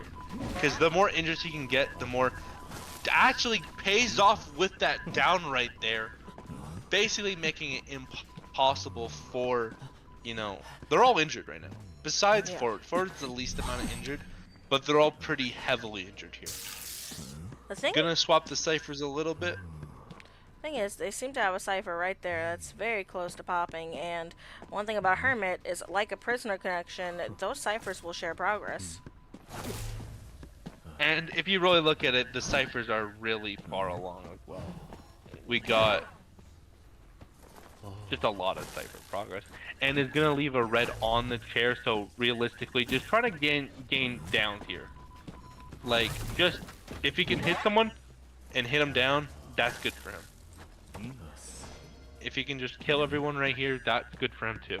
But it's going to turn off the connection. Kind of not a good play here because forward has to harass, right?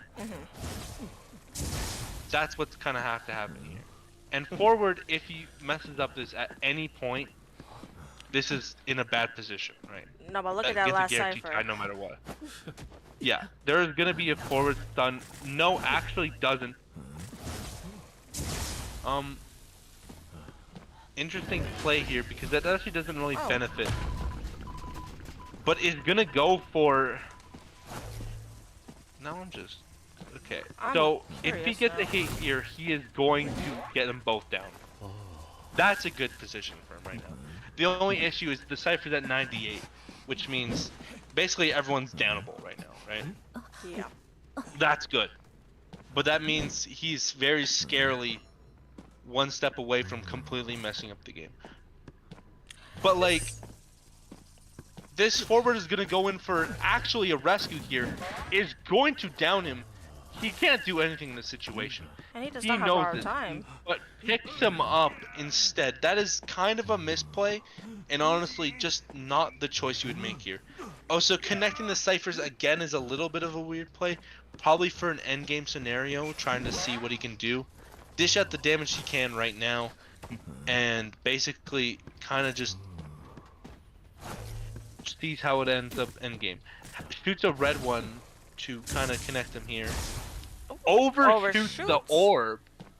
That's a little bit bad position here. Seems like they Doesn't have the gate connected as well, I don't believe. Do they? No, I think that's just claustrophobia. That's just claustrophobia propagating. Now we're gonna see. Okay, we're gonna see the gate connection now. But right now, this is not looking more than a one man. Misses the charge on the floor here. Is gonna greatly harm the Hermit's performance right here. He needs to get some that gate is open. Here. Both gates are open. Both gates are open, but we are going to see the Fire Invader get down real soon. Unfortunately, Yeah, we're gonna that see him pallet down mine here. game. And we're just gonna see them all go out here, and it's gonna lead up to a one man. Yes, we get that 3 escape. Yep. That was a. I very think good the game. problem, very rough game for the Hermit. But also, when you play Hermit, you kind of have to expect that. Hermit is very much a character who relies on very, very good conditions. And clearly, what we saw from Aloon's Hunter there did really meet the mark when it came to all those conditions. Kept on having to change targets to deal damage. Didn't really burn out resources for free damage. Just didn't get the damage part was the big problem. And that really hurt him until the end game, where end game could have gone better. Forward had no way to get up besides exit path. So realistically, there was a lot of misplays and miscalls there. And at the end, it just kind of didn't go in favor for the Hermit, which is a shame, given now that Aloon survivors have to make a comeback or else they lose and they're out of the tournament.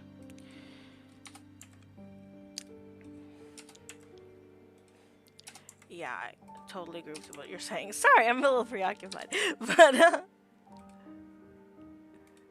Yeah. We are definitely gonna see Aloon survivors pick up the pace here because right now it's all up to them. And we'll see how that happens. oh my gosh. This is so intense, guys. And you know, like I've noticed that despite the matchups being between the lower bracket and the upper bracket, that we've been getting like very close matches, very like intense matches that are like very very much, you know, they could go in any order at this point for anyone, and I think that really shows that, you know, despite the fact that these teams are being like put towards the bottom because of their rank, that they still have a lot of potential because they are performing well enough to take these upper tier teams into third rounds. Like, we have like newer players here saying, "Oh, this is my first tournament," but they're taking it to a round 3. Yeah. And now, what we really need to see here is either a tie with a 3-man or a 4-man out from Alun to really secure the win here. And that will go crazy. Absolutely. Points are now, what is the point system? That's just 11 to what? 8? 12 to 12. 12 to 12. Okay. 12 to 11. Oh, 12 to 11. I don't know. It's okay. We're both messing I don't up keep today. points on me. I only know, I told you, I only know what they are because I was the one, like, putting them into the thing. Oh my gosh. Alright. So, yeah, we are going to really see if they can pull it back here. Alun needs to make a comeback here. If they do, they win the round and they can advance on. If not, if PMO just needs to get a tie. So they can play any tie hunter they have access to, which is Anne, which is Why are you doing this to me? Gamekeeper, More This- specific characters you could even choose here. there's a lot of options. This ban system is actually getting on my nerves, guys. It is not letting me ban out what I want to ban. Hold on. I think I have to do it a little bit at a time because when I'm trying to ban all of these out, it's not letting me for some reason. Let's see, and then... Okay, I think if I do it like this, it's gonna work.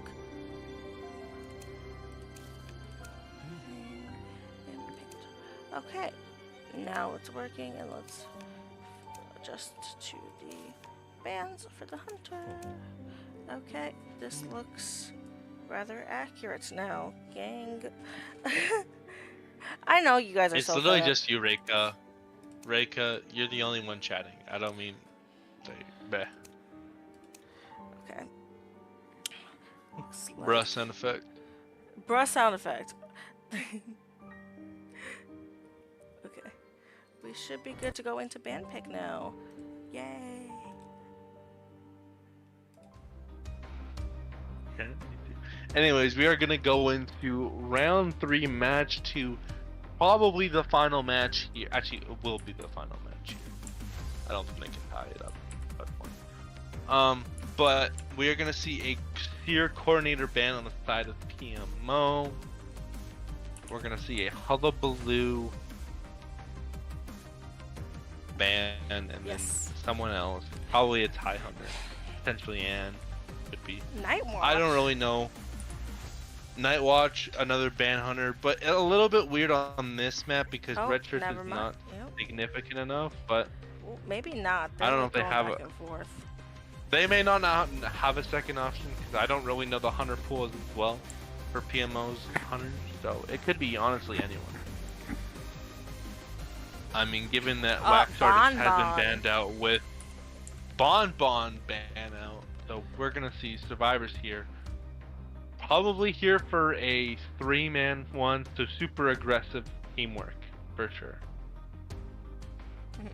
We're gonna see the locking of Novelist and Antiquarian, very good characters in the meta right now. Just overall solid characters, so Yes. we're gonna see them locked in. I always love to see a good novelist gameplay. I don't know what it is. I just love to see people play novelist. The Novelist gameplay where he just mogs you down. But we're gonna see a Psychologist ban and the Acrobat pick as well, I'm giving really us liking these the characters. final ban for Hunter here. Gonna be, I don't know. We'll find out short enough. Chat, I'm so sleepy. We're gonna see a mechanic ban, Mhm. which is interesting because they don't really have a traditional rescue on the team, but they're not going for that. As they see, they're gonna go with a postman for their final choice here. That scares me. Honestly, respectable pick. Postman's a very overall solid character. When Wendy comes out, him and Wendy will go we'll go crazy. So we are very much gonna see a game where they're all trying to survive and they're all trying to buff each other just to keep each other alive. So that makes me interested in what the Hunter's gonna pick, because there's a lot of options for characters. So Yes. I'm very curious. Could you imagine if they pulled out that night watch that they kept fading? I mean, you can play Night Watch on this map. I Into just this think comp, it's very though? wall heavy. On this map? Into for this comp, you I would not. can if you want to. I I wouldn't. wouldn't, because, like, frankly. I'm just saying. I think But I it'd be mean, funny. there's a lot of characters that are really annoying in this stuff. Like, Anne can be annoying because you just kind of just wait to, like, do things and whatnot. Do you know what's annoying? People who start I don't telling know. stories about buckets and then don't finish them, despite begging to finish them. Well, too bad, so sad. It was a garbage story anyways. It wasn't even that good. Unprofessional is a 101. Hermit Yanni, we're for gonna see a Hermit. Hermit pick as well. We're gonna see the Battle of the Hermits. Like I said before, Hermit is a very much hit or miss character. So I don't know. It's not a great pick. Just like how Bortley is very much a hit or miss person. No, I'm kidding. I'm taking shots at Bortley because I'm ha. But yeah, Hermit's a very interesting pick into this game, as we are gonna see they all brought BT, which you can't see yet. They can't But see it yet. Spawn selection here. We are gonna see a Postman go God Kite, Acrobat middle with Novels going Chapel, and Reception for basically the same places they were before, with Hermit going to the left side of Church. And for build wise, we are gonna see all flywheels on the Antiquarian Acrobat. We're gonna see a knee jerk BT on Postman, and we're gonna see a tied BT on the Novelist. So pretty much all healing, which is really good, especially against the Hermit, because that means they can't be punished for an endgame.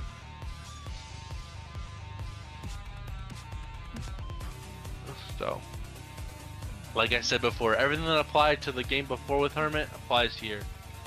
Inconsistent win or lose Hunter. Basically has to rely on getting early stuff to happen. So we'll see if he can make the magic work. See if he can do what Alun couldn't do. I would be If we very see impressed. anything more than anything less than a tie, it's a Alun win. And if anything more, then it is a PMO win. So we'll see how this pans out. Lalza just asked me how this match is still going. To that I have to say, because there was 3 accidental lucky guy picks, and I'm also a little botched, so it's a combination. Anyways, this will be round 3, match 2. We will have PMO Hunters versus Alun Survivors. Mm-hmm. Remember, score. We are gonna see the same build as last time, pretty much on the Hermit, with going Insolence Detention. We're gonna see him go after the Novelist first. Kind of an interesting pick to go first, because Novelist is a good chase, but also kind of a bad chase. We're gonna see Basement is in Chapel here. Getting that So blue we'll see what charge they can onto do with him. that. Blue charge on him, and now we just gotta wait for him to get it back. See what he can do with that.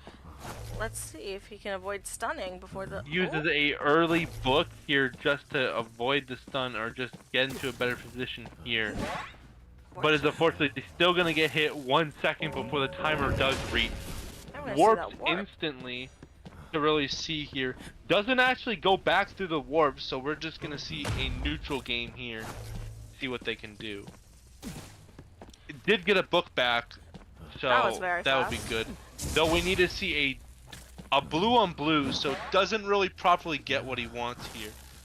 But we're gonna see Navas is gonna live one last time on this chair here, but is gonna put a red setup right there. Novelist has nothing but he can do besides eat the charge. Seems like Antiquarian might come in for a support after finishing that cipher. You see her Kind of there. hiding here so he doesn't get revealed. Doesn't notice her, but is gonna chair away from her, as he did see the blood trails beforehand, and is gonna just completely avoid her in general. Snipers are pretty well along here, especially with a postman who can easily give letters that will do help here. Though we do not see any charges on the Antiquarian, so you can just get a hit here and then jump on her. But misses both the charge, but misses the stick as well, as there's no support, but is gonna slightly stop him here. But we do see Hermit does have both charges available here, and is going to get a down here. Kind of early down, which isn't really going to benefit the Survivor team, as they do have ciphers that are a little bit slower now. Yes, but it looks like they were We're able gonna to pop one, and soon We're going another. to see a cipher pop and then have everything else at 30%. But we might see a The warp's potential up. warp onto the Acrobat here. Does miss the thing, but is going to probably warp back after stunning.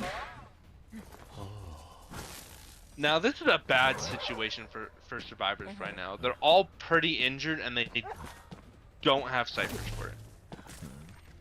This is a problem that didn't really happen in the game before, but we are going to see a early flywheel, more or less scared of what was going to happen. But we are going to see Antiquarian is down.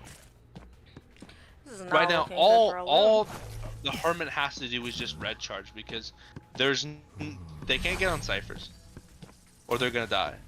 So realistically, he is just need to kite for a while, and we are gonna see the down here, and everyone's pretty much just super injured here.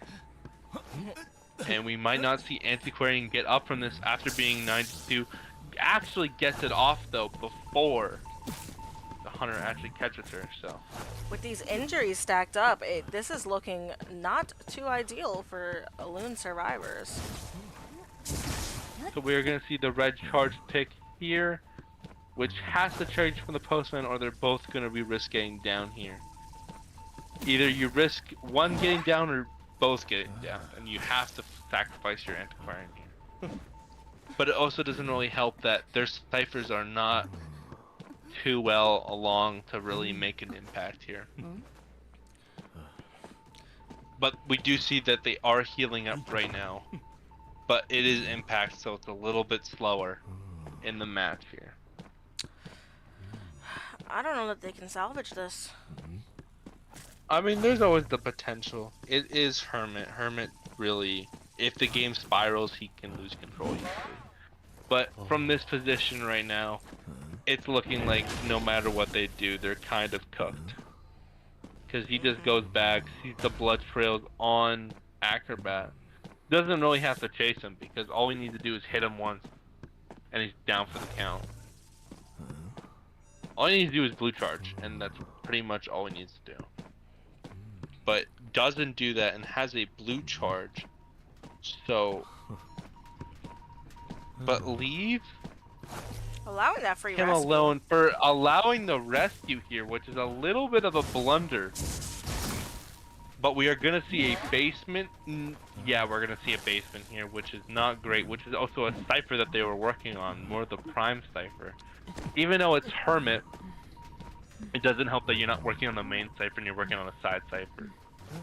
Because we are seeing that both ciphers are at 60% here, and one We're at seeing the 40. disconnects. We're gonna see a nasty disconnect here because they cannot change their polarities, and like again I said before, they're down both ways no matter how they do it. So it's kind of a bad situation. But we are gonna see the flywheel completely missing here, but it's gonna be a down on the Acrobat here. We're gonna see the Antiquarian go back for the rescue here, but it's kind of dangerous as, well, the Hermit knows where they are, and realistically doesn't have to shock them at all and just needs to normally hit them. Wow, making sure they can't Setting leave up that a basement. trap on there, does down the And Antiquarian, there's the and stun. we're just gonna see the Postman downed as well. This is a 4K for PMO basically. They have no way of salvaging this game. They can try, they really can, but And now there's not really much. Acrobats. Postman's the only one with exit path. And we are going to see Ooh. the 4-man, which I believe equals in a PMO win. I believe so. I believe. Oh my gosh. Let me just. PMO indeed win. I believe they do.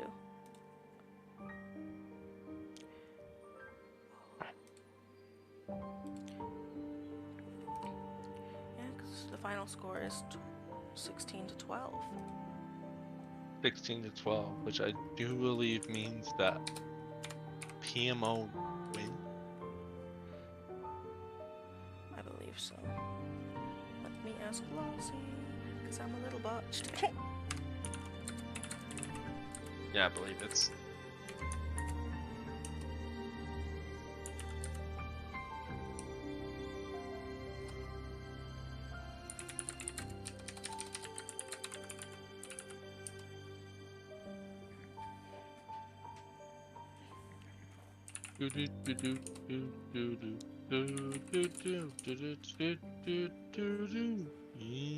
Waiting on Lossie because I am really bad, but I'm pretty sure that. I'm pretty sure this is the end for Alone, having a good streak at the start, but kind of just not making the cut at the end game with the Hermit, and the Hermit backfiring onto Alone. So. Yeah, honestly, really well played. And this is what we were talking about earlier. When we have these, yeah, that should be it. When we have these lower bracket teams that are putting up a very good fight, like we saw them tying rounds. That's very impressive. I think like that just goes to show not to underestimate the underdogs, because even when you look at the situation and think, oh, this is going to be a sweep, you see how close we've had. The majority of these matches have been like neck and neck, and it's insane. Now, hopefully that means tomorrow when we play Bortley, we'll have a neck and neck situation as well, and not an entire total sweep on us, but... We'll try our hardest. As much as Alone tried against PMO, because that was a fight.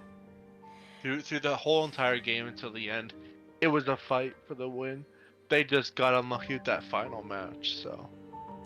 Yes. I give massive props to Alone. You guys did amazing. You guys did great.